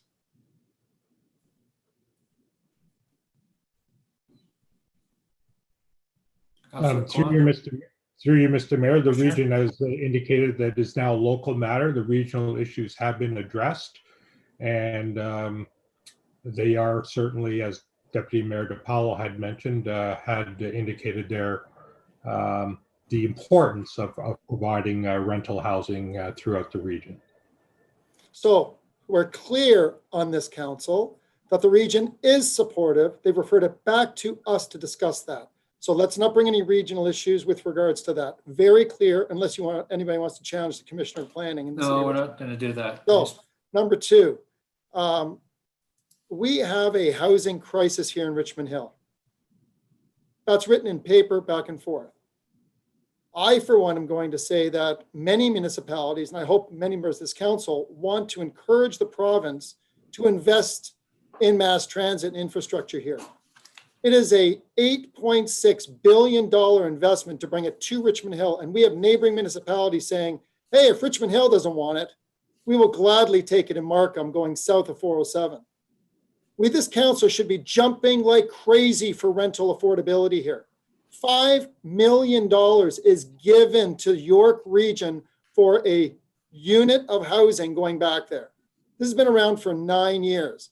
They have given land to bring the subway to encourage that to the province. Now, the landowner, the region, the province has said, this is where we want to go. They've moved legislation. We have staff in a staff report last Wednesday communicating it to council. So if this council is saying they want neighborhoods like Oak Ridges and like in Ward 6 throughout, to have 2 and 3 units in existing, but not have intensification where subway is access at Yonge and 16th in a key development area. I am going to be very happy to communicate to all the residents everywhere that they're looking for that. And when the region and the provinces is saying, hey guys, get your act together, and Yonge Street, let's be clear, the Ministry of Transportation is now responsible for major intensification areas where there is subway and transit access. Everything within 800 meters is being dedicated. So if this council is saying they don't want to move forwards with that and they want to refer it back to go lower, fair enough. We're sending a signal to the province and the region that we do not want that investment, that we are not supporting a housing crisis. Next thing, with regards to the mover, the question with regard to parking. Parking has a direct impact on housing affordability. So I find it remarkable that 50% of, or 40, high 40s, 48% of our income goes to the region for housing. It was a big significant. We have a massive shortfall. Here, this local regional councillor is saying, I don't want to be focused on regional issues and provincial matters. This referral, as it goes to parking, his number one issue. This parking is Point of order, Mr. Mayor. So, yeah, are you in favor of the referral? Councilor No, Munch, I'm not. what do you, okay, I'm trying to figure out what you're doing here. So this referral says that his number one issue was, I want to talk about the parking standards. So Okay, the fair question enough. that- Hang on. so the I have question okay. The point of order, Mr. Yes. Mayor, is we really need to speak to the referral, and Yes. Councillor Munch shouldn't put words in my mouth. No, I appreciate that. I appreciate that. Thank you.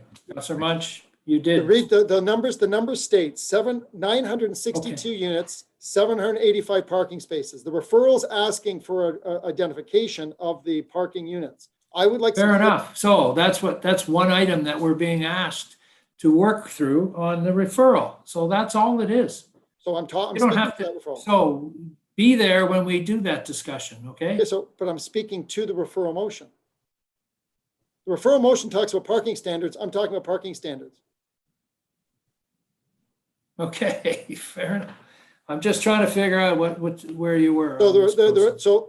the point is that if we want housing affordability and we want to talk about crisis and we talk about parking, they are all interrelated. Unless we want to have high parking standards for high costs, which reduces housing affordability. No, we don't put it in other ways, please. So again, this has been a great collaborative effort with the region and the city of Richmond Hill. Yes. Fantastic collaboration. Let's move it along then. So I'm going to say to you that I find it disappointing that we're not jumping at where we're going with this. And this is not a one-off in any way, shape, or form. But we'll leave that the commentary has got to be focused on what is in the best interest of the people from Richmond Hill and the best focus of the referral. So thank you. I'll go for second round. Well,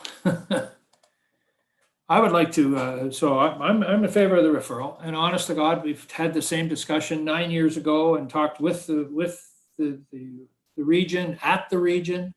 We had this this company at the region. We were discussing the whole planning and all of those issues are being done. So I'm referring it for the list, and I want to see the actual motion that we do have for the referral, because this is as I said, it's 9 years old. The region discussions are finished. The whole idea of the fact that this is a KDA. This is a KDA, and that's what it's for. And we got to look forward. We got to look, down the road, not up the road to see how far it got. Honest to God, we need to be doing these things. This is what we need to do as a city here right now. And I believe that this referral will get us dealing with some of the things that people are concerned about and or not fully understanding. So I think this deferral is exactly what we need to have here in our city. So with that, is there anyone else that wishes to? Councillor DePaula. Councillor DePaula, go ahead. Yeah, thank you, Mr. Mayor. Very well said. And briefly on the second round, I just want to say this referral, we're in jeopardy of getting into a bureaucratic black hole. There's the concerns about comprehensive planning cannot be addressed by January. We cannot look, we have to exempt this application from the larger process of our official plan, because it's through our official plan, which is going to be another 6 months to a year. We will get these standards nailed down. We will answer all these questions, but well, the hope was, and based on the public hearing and everything to this point, is this council wants to proceed with this application separate from that larger planning process. And I just don't I don't see anything being resolved in a month different than the great work our staff's already done here for us. Thank you. Okay. Councillor Pirelli, do you wish to second thought? No? Okay. Could I have could we put this on the screen? Can I find it on the screen somewhere? Mr. Mayor, it's Deputy Mayor Pirelli here. I just wanted my closing arguments at the end, that's all. Okay.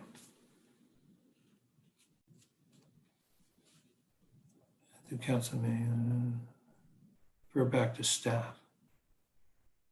Okay, if I'm seeing I don't believe that was the motion of what was presented. It was asked twice of the regional councillor, and that is not what the regional councillor said. Well, hang on. That's what I'm trying to find out. Thank you. Yeah. Jeez, everybody knows what's going on, but nobody can see it. So right there, that's the point. So, Councillor Pirelli. That encompasses everything, Mr. Mayor. That's exactly what my motion is. Okay, and we have a second. And everybody's had a comment. So, can I ask, and if somebody wants to call for we call the vote, please, Mr. Mayor. Yes, thank you. Mr. Mayor, it's Deputy Mayor Pirelli here. Once all the comments are made, I'd like my closing. Okay, I'm just trying to. Let me know when that is. Okay. So we're not, okay, we'll go back to Councillor Pirelli. Yes, your final motions, please, your comments. Yeah, thank you. Now that all the comments are made, Mr. Mayor, I just want to confirm for everybody. Listen, I agree that this type of housing is needed in Richmond Hill. The concerns that I have been raised by many residents. They've also been raised by members of our staff. There's always a spectrum of acceptability when it comes, a range of acceptability when it comes to all kinds of things. There's the lower end of the range and there's the higher end of the range. What I'm saying here is that we need to refer this back to staff so they can continue to work with the applicant, because I think some of these things are on the too low of the end of the spectrum and some are too high on the spectrum. And the one thing I want to avoid, Mr. Mayor, if at all possible, is this application being appealed to LPAT, because history has proven with this application that back in 2012, the LPAT approved a certain rate for parking spaces below a certain amount of square footage.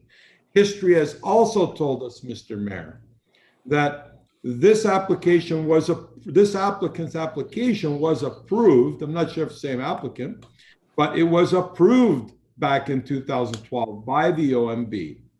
There are no guarantees that this application now, if it were approved, would actually go forward, because history has shown us, Mr. Mayor, that back in 2012, they got their approval, but did not go ahead and did not put a shovel in the ground.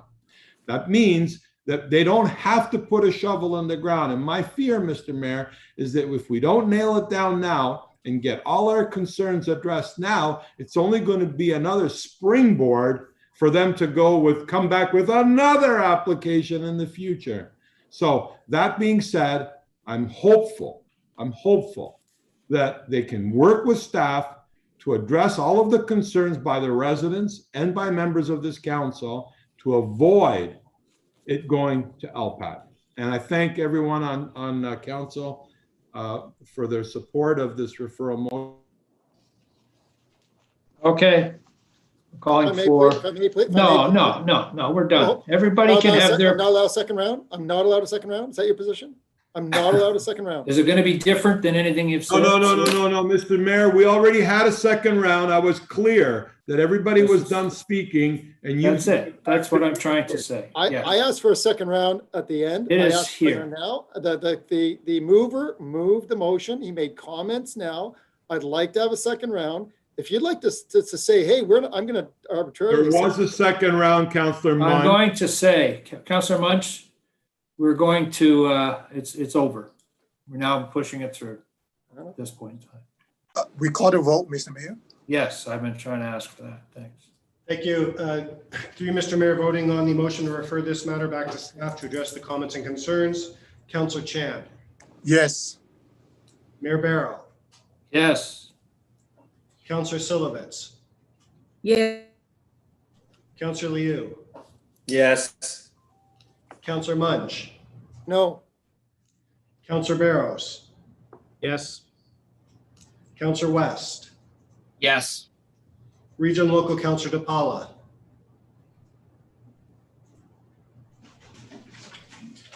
All right. No. Thank you. Region Local Councillor Pirelli. Yes. The motion to refer this matter back to staff carries, Mr. Mayor. Thank you. All right. Our next item is delegation. Murray Evans. Good morning, Your Worship, members of council. Murray Evans here on behalf of King East, which is on the agenda today for draft approval and zoning approval. I won't take much of your time. I am just put myself on the agenda to address council to respond to correspondence that was submitted regarding this application. And generally the comments of the letter were there is concerns from an environmental and a land use perspective. And I would just like to confirm to council that the process has been a long one. My client has assembled 23 parcels in Oak Bridges, which is a monumental task.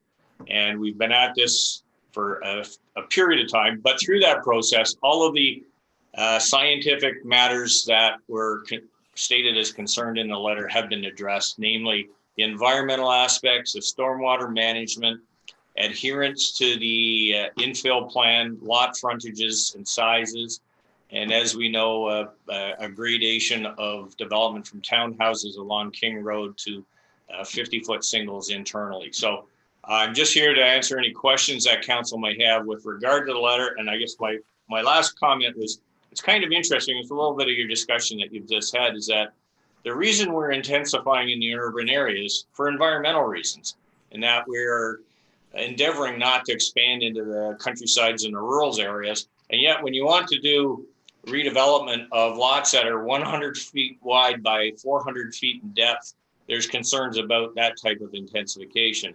So clearly in an urban area, what we're proposing is approved. It's consistent with what council has approved around it. And I'll leave it at that. And if there are any questions that arise out of this correspondence, I'd be pleased to answer. And I'll leave it at that. Thank you very much. Okay, thank you. We have that. I will go, Councillor Barrows, it's a world. Thank you, Mr. Mayor. I would be delighted to move the staff recommendations. This has been a lot of work on this application. The area is coming along quite nicely. So I thank those that are investing in the Oak Ridges area. We're coming to a nice spot now. Thank you. Thank you. Is there a seconder, please? Councillor Pirelli, did you wish to speak or just go ahead? Yes, thank you, Mr. Mayor. Happy to second the motion and reiterate Councillor Barrows' comments. Thank you. Okay, Councillor Munch. Good day. I have some questions actually. How many solar panels are going to be putting in this development?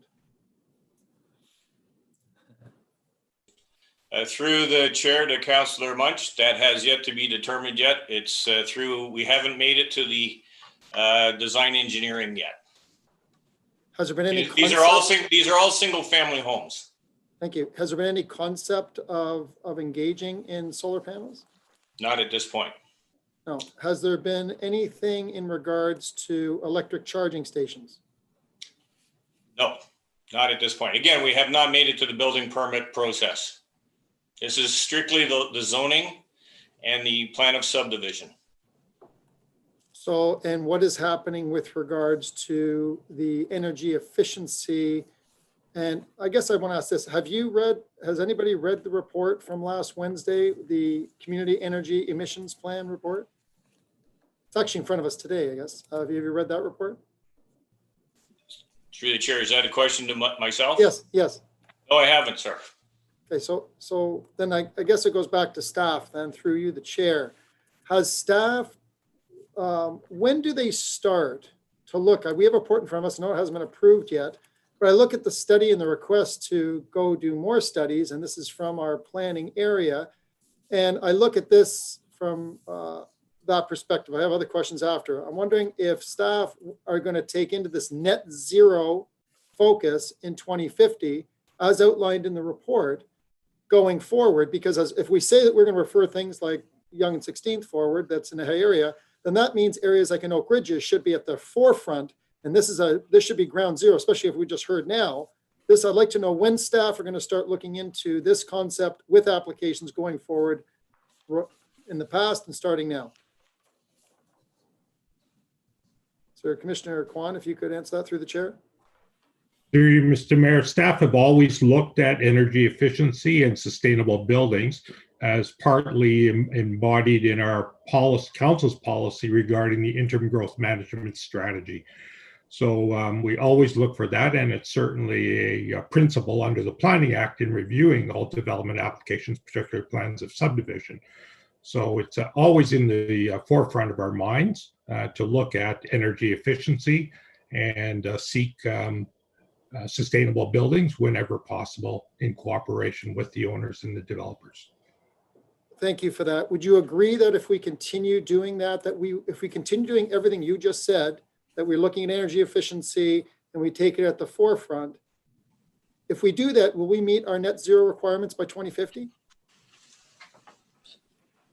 Through you, Mr. Mayor, certainly that's a point of discussion, I believe, for the report that's on the agenda, and we can talk about the program moving forward, but it also includes municipal participation as well. It's not just about the building industry, it's about everybody, all civic participation from all levels of government and public authorities as well.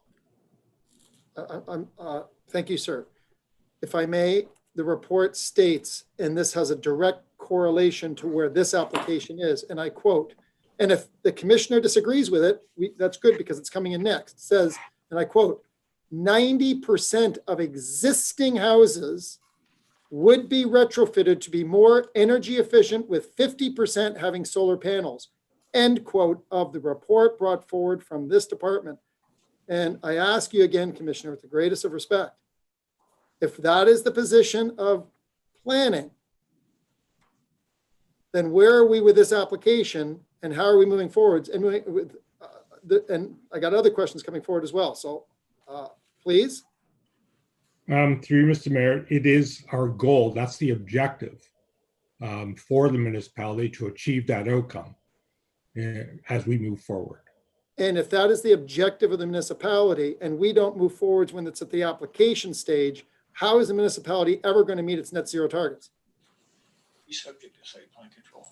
Through you, Mr. Mayor, that would be part of the continuing program to outline the strategy on dealing with all existing and new development. But as I said, we certainly look at all of these aspects in new development and look for energy efficiency, LEED certification, or whatever it may happen to be. But I believe Mr. Evans could also augment what I've said. Thank you. Through the chair, and to further to Commissioner Kwan's comments, as indicated, this will go through additional processes. And I think to address Councillor Munch's procedural questions, there will be a site plan control application to instill or enact the interim growth management strategy mechanism. So there will be a process. That's where it will occur. We're at the zoning stage right now. Whether the whether there should be townhouses, singles, and semis on this particular property. So there will be a process where that will, in my submission, is more properly addressed. Thank you for that, Mr. Evans. And thank you for the commissioner for deferring that to Mr. Evans. So the next question I ask then is, given our report last Wednesday and given Bill 108 at the province, how does this application fit in with the concept of us going forwards with secondary and third suites? How is this application meeting the supply requirements to bring additional people to those areas today? Through you, Mr. Chair, to the commissioner.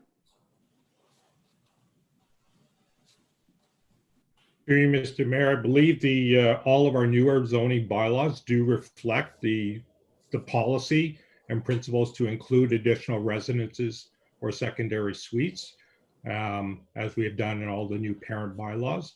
So that would implement that strategy going forward, but hopefully I've answered the question. Yeah, it's just for when you look at the report and we say where we're moving for additional units, and specifically I look at North Leslie on what the requirement there, and on the David Dunlap Observatory, are the same standards and concept like was done years ago for North, because I don't think it's fair for the Ward 3 councillor and the Ward 6 councillor and they may all want secondary suites throughout their community. So I'm wondering how this secondary suites are going to work in Oak Ridges in line with that. I don't see it. I don't see it. Commissioner, I don't see it. I'm asking you to help me out here. I'm not seeing the same concept in North Leslie or of the David Dunlap Observatory concept with the report last week into this application. I'm asking you to help me there if what I'm not seeing. Through Mr. Mayor, I'm not sure I fully appreciate the question, but I do know that the bylaw for the David Dunlap Observatory did include the opportunity for secondary suites, particularly in detached buildings. And certainly we would move forward on all new bylaws to incorporate the strategy to facilitate that principle. If I may quote, the following 4 area specific, as per the last report, 3.1.1, staff report 20.009, quote, the following 4 area specific zoning bylaws presently permit additional residential units to locate within ground related dwellings in a residential zone. 1, West Gormley zoning bylaw. 2, North Leslie secondary plan zoning bylaw.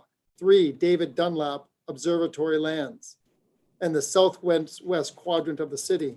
My question is this application going to be in line with that concept of what we have in the past? And are you as a planning commissioner looking forward on this concept for applications like as the applicant's representatives said? Sorry? Through you, Mr. Mayor, the parent bylaws that Councillor Munch has identified already facilitate secondary suites. The intent of the program is to amend all zoning bylaws in the town to allow for secondary suites uniformly. So when this application or this bylaw, when we bring that general amendment forward, it would incorporate this site as into that overall program. That would be the time and place. Okay, so that's thank you so much. So I just want to make sure that we're all clear that in applications that are going forward, including this one, we're all meeting those very stringent guidelines. And as we're going forward to net zero, and as if we just preferred the 16th and Young going forward, then that, and what we heard from last Wednesday, that this council's direction is to move in line, and that the commission is very clear, and on everything coming forward, that we're going to relate everything back to those, at least I will be, going forward on every single application, right? That's the point. So thank you. Thank you. Thank you. All right. Where are we? Am I going to? All in favor? All those in favor. Oh, all those in favor. Yeah, thank you. We got scratchy notes here. Okay, all those opposed? Seeing none. Approved. Thank you. Okay, we are now down to, I believe, Mr. Clerk, do the member motion. And then we'll do the, yes. Mr. We Mayor, have 13.6, please. thank you, Mr. Mayor. We have not discussed 13.6. 13.6, I'm sorry here. That's the one, right? Item 13.6 was held by Councillor Munch at the very beginning, Mr. Mayor. Okay. So there you are, sir. So what are you moving it? Do you say? Yeah. Well, I'm going to move it, but I thank you so much. What's important here is a great day today because everything we discussed today has to do directly with this 13.6 report. And I want to make sure that we are doing, because we want to use good sound management and we believe in resources, it's really remarkable when we read, the concerns that we have in here. When we say 50%, I mean, it's a remarkable report. When we say that 50% of households by 2050 are going to have solar panels. Wow. Like many other communities, we're looking at not being immune to the severe weather patterns because we at the local level are affected by climate change. And this report has to be with planning on every application going forward. So when we say that as per the report, and I quote, to reach the net zero requirements by 2050 in the report of 90% of all buildings existing would switch from natural gas heating to a low carbon heating source, heat pumps, renewable energy. I hope that the applications that are coming forward are being met with this stringent area. That most new development would be directed upon routes on subways and bus rapid transit. Very clear in the report, the renewable energy that's there, the energy efficient maximization of electric vehicle stations. So that was something that hasn't been brought forward in this type of report that I asked in the report previously through you, the chair, that we want to make sure that we are moving forwards with electrical vehicle stations on residential areas. We want to make sure that we're meeting this target, that we're actually engaging so that we can meet these 2050 targets, because we cannot have a situation where we waffle and keep referring and deferring and doing reports and hiring studies. This council has a responsibility to make sure that we meet this. And this report that's in front of us that would have passed on consent had I not pulled it, I say that please, going forward on all applications, I will continually refer back to this report. The blue dot are talking about it. Others are talking about, I've talked about other motions I'll be moving forwards in January.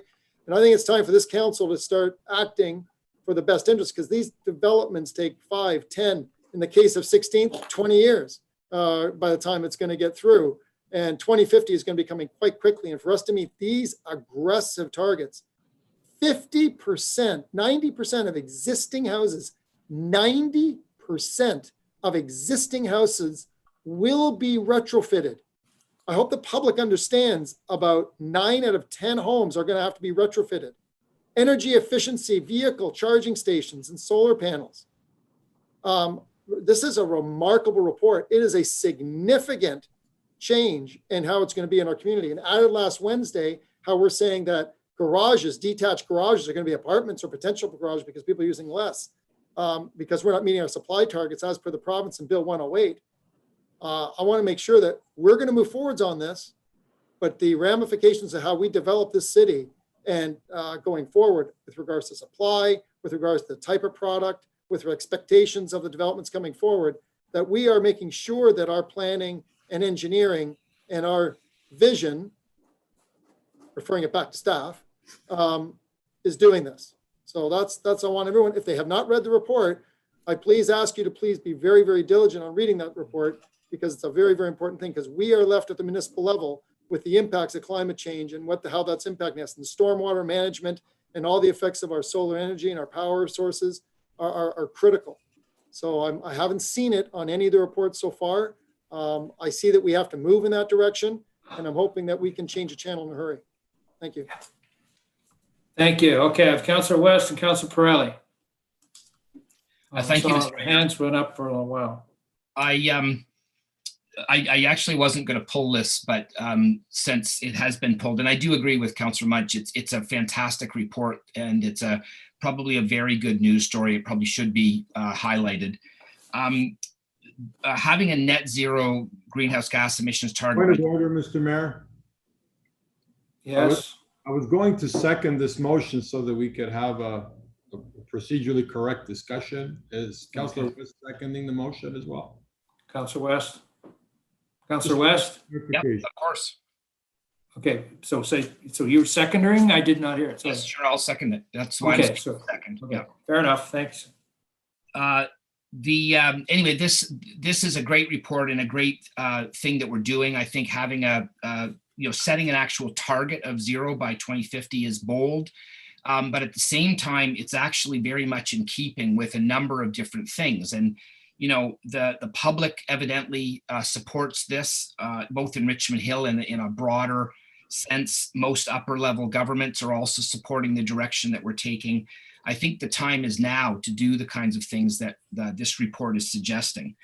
To be clear, this report is asking for council's endorsement to continue to move forward to the ultimate time, which is the unveiling of the Community Energy and Emissions Plan, which will happen at some point in the not very distant future. But I think it's an important step to make sure that we're all on the right page and moving in that direction. A couple of things I just wanted to mention, just because I think they're actually even better news stories, is that beyond the clear benefits of why we would reduce greenhouse gas emissions, there's also some very practical economic benefits, and staff does touch on that in the report, and I think that's a very good thing. I do appreciate the fact that we're clearly serious about this, because we've actually taken baseline measurements so that if we can measure it, then we can actually improve on it, which I think is a great approach to take. And I think that the thing that I would just end with is that the one thing that I know about climate change and greenhouse gas emissions and so on, and I've known this for years, is that the advantage of being able to solve this problem is that not one single source has to be completely shut down. It's a matter of working together to get the numbers down across the board. And so there's some flexibility in how we achieve that target, and I think that's a very good thing.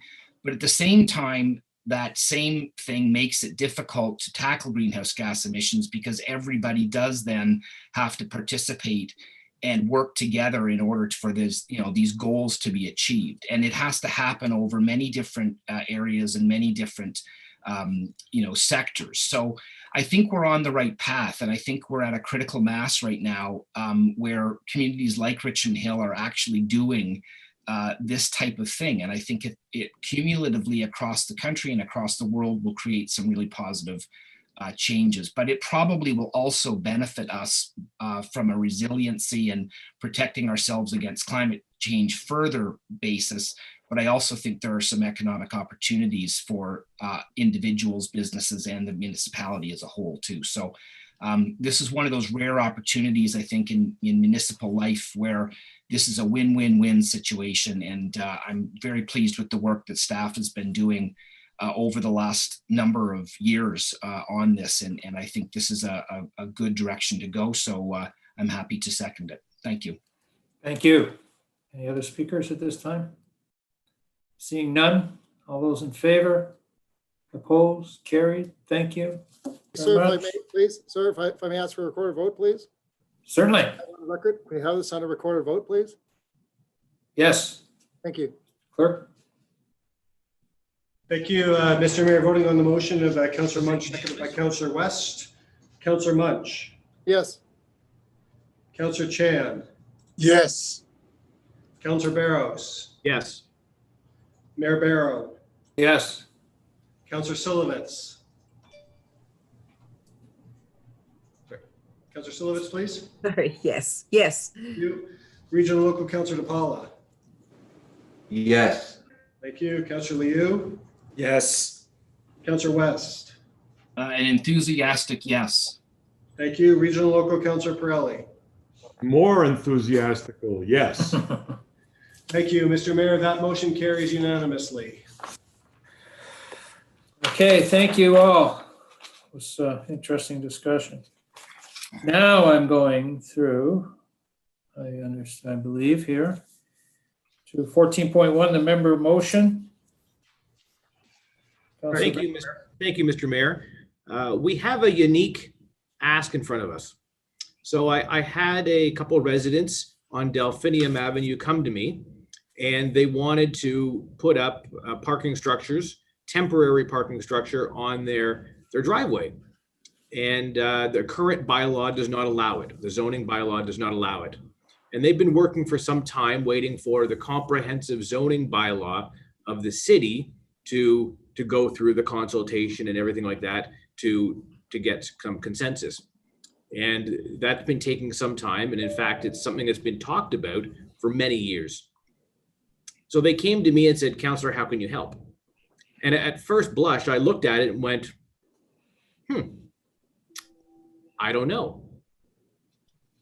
Would I want this on my street? If I looked at my neighbors' houses. So I was completely upfront with the residents. I said, here's the situation. I'd like you to go to your neighbors with a petition. And if you can get 75%, I'll bring it forward. Well, they got 87.5% of their neighbors saying, yes, we are good with this situation. So the petition that I helped them craft, because I wanted the residents to be clear on what they were signing, what they were saying yes to, was that they could have a structure on their driveway no closer than 1 foot from the sidewalk or further away. So the sidewalk plowing machines are not going to be having any issues with this. We also had in the petition that it had to be a white or an off-white colored tent. It cannot be blue, red, yellow, whatever. And we, of course, put the date in there, November 9th to March 31st. If you take a look on a map, Delphinium Avenue is a street that really goes nowhere.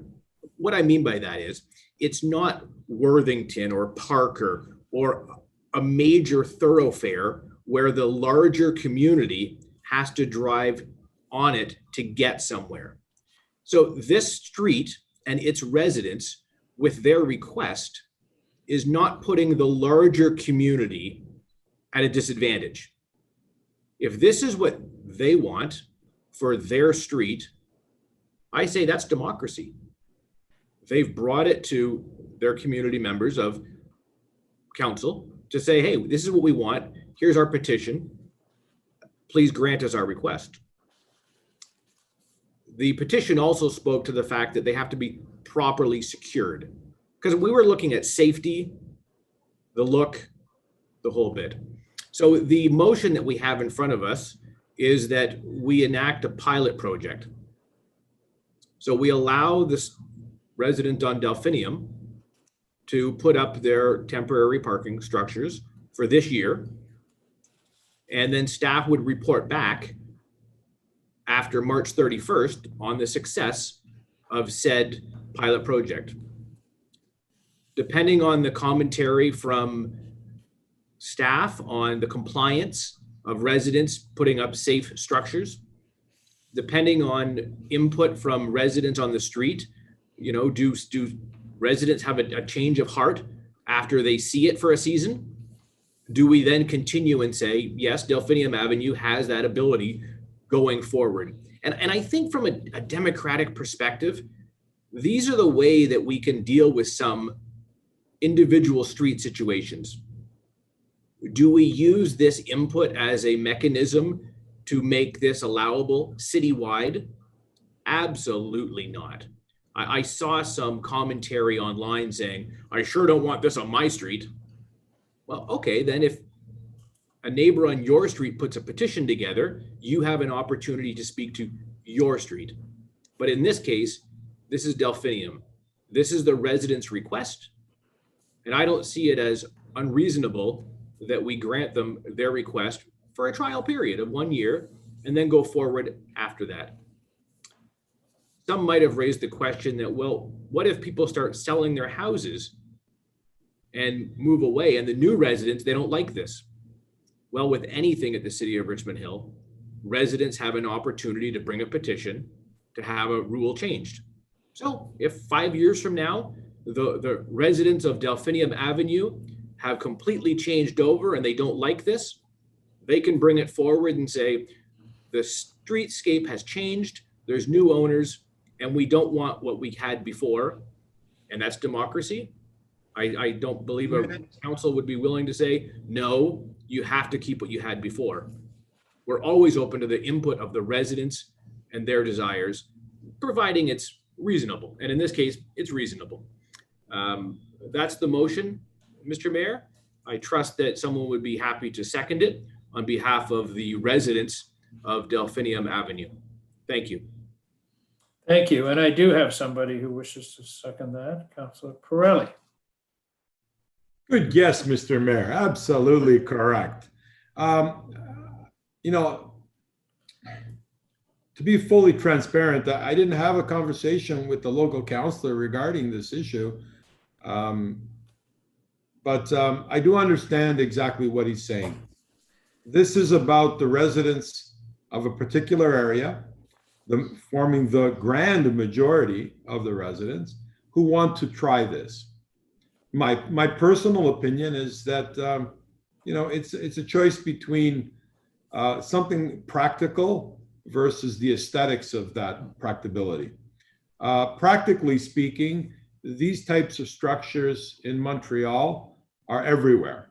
Everywhere you go, they're there. And they seem to provide a good function. The question is, do we need it in Richmond Hill?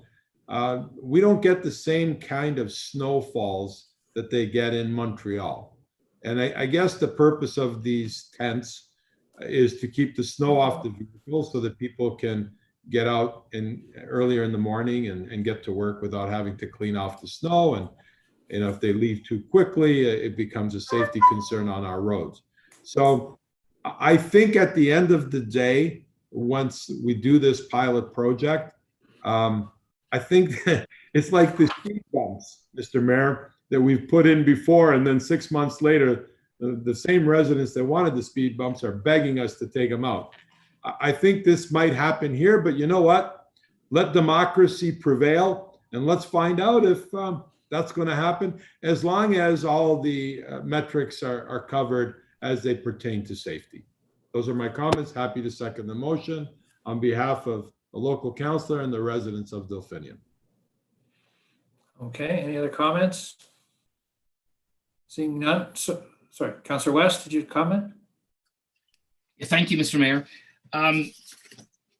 Up until this time, I have had no comments or concerns raised to me at all, or requests from anybody in Ward 4 about this. But since it's been made public, I have had a number of people express to me the concern that they wouldn't want this on their street.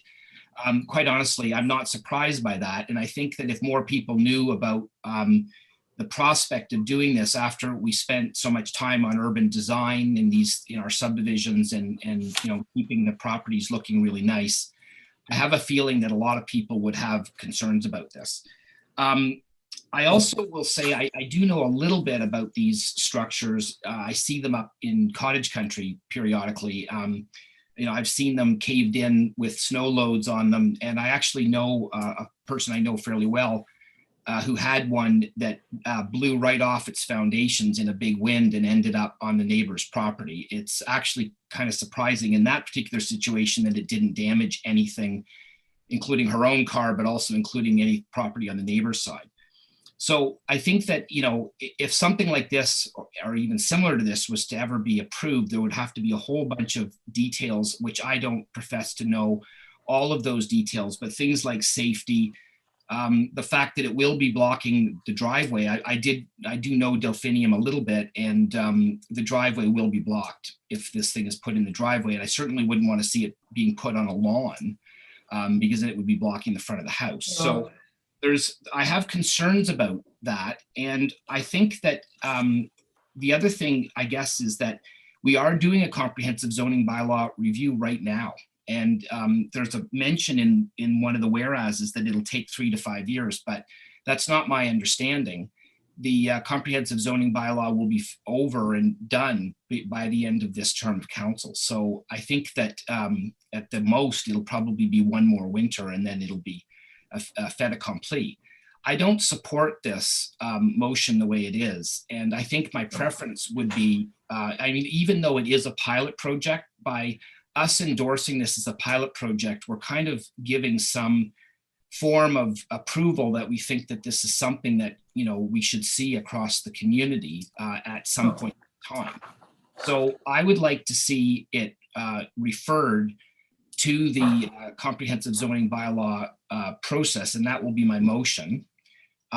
But frankly, if it doesn't, if that motion doesn't pass, I don't think I would be able to support it, because I just haven't, I have a number of concerns that haven't been addressed, and I'm not sure, I'm fairly certain from what I understand at this point that people would not be. Point of order. Yes, sorry. I was trying to wait till Councillor West was done. My point of order is a referral motion is not complementary to the resident's request in the member's motion that I brought forward.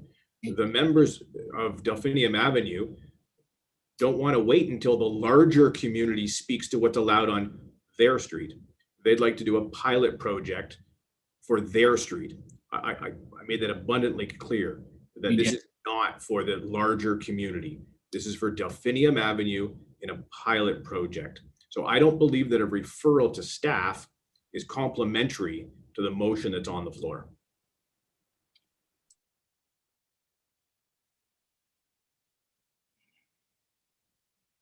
You're muted, Mr. Mayor.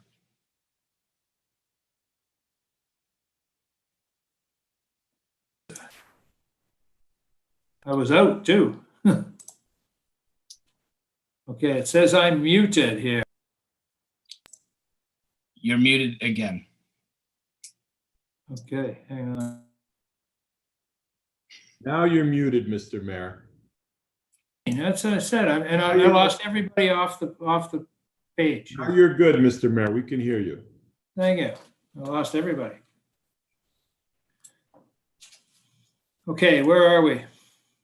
You need to make a ruling on whether a referral would be allowed. That was Councillor Barros's point of order. So Okay. if you were disconnected at the time, Mr. Mayor, just very quickly, my point of order. Okay. You understood it. I don't think it's complementary to what the residents are looking for. No, I would agree. I would agree. 87% of them want to have it. So I don't think, and it's only in this area of Mr. Mayor, if I may. in Ward 1, excuse me. Sorry. Honest to God. Oh, yes, no, I disagree. It's, I think it's. Okay, I will challenge that ruling, Mr. Mayor, and I'll explain why if you'd like. No, it's okay. I'm just saying, this street wants, 87% want them. It's not impacting your ward or anybody else's ward at this time. We make decisions on behalf of the community quite a bit that are not exactly what everybody wants. That's our role. Order. Please, okay. Mr. Mayor, there's been a challenge to the chair. Let's please call the vote to the challenge. Okay. Do I call my own challenge here? Yeah. All those in favor of the challenge to the chair? All in favor of the challenge? Let's be clear what a vote in favor means, Mr. Mayor, for everyone. If the clerk could explain. Thank you. Thank you. Through you, Mr. Mayor, the chair's ruling has been challenged. If you vote yes, you are voting to sustain or to uphold the chair's ruling. If you vote no, you are voting to have the chair's ruling turned down. And is there a call for a recorded vote today? Mr. Mayor, I wasn't aware. I don't believe so. All in favor? Yeah. Can I vote on my own here? Yes. Yeah, okay. Yes, Mr. Mayor. Opposed? Carries. One. That's all abstaining. Okay. All right. We're now. Call the vote, Mr. Mayor. Yes. All those in favor? Party Opposed? vote, Mr. Mayor. Recorded vote, okay. Thank you. Mr. Mayor, voting on the main motion moved by Councillor Barrow, seconded by Deputy Mayor Pirelli. Councillor West. No. Mayor Barrow.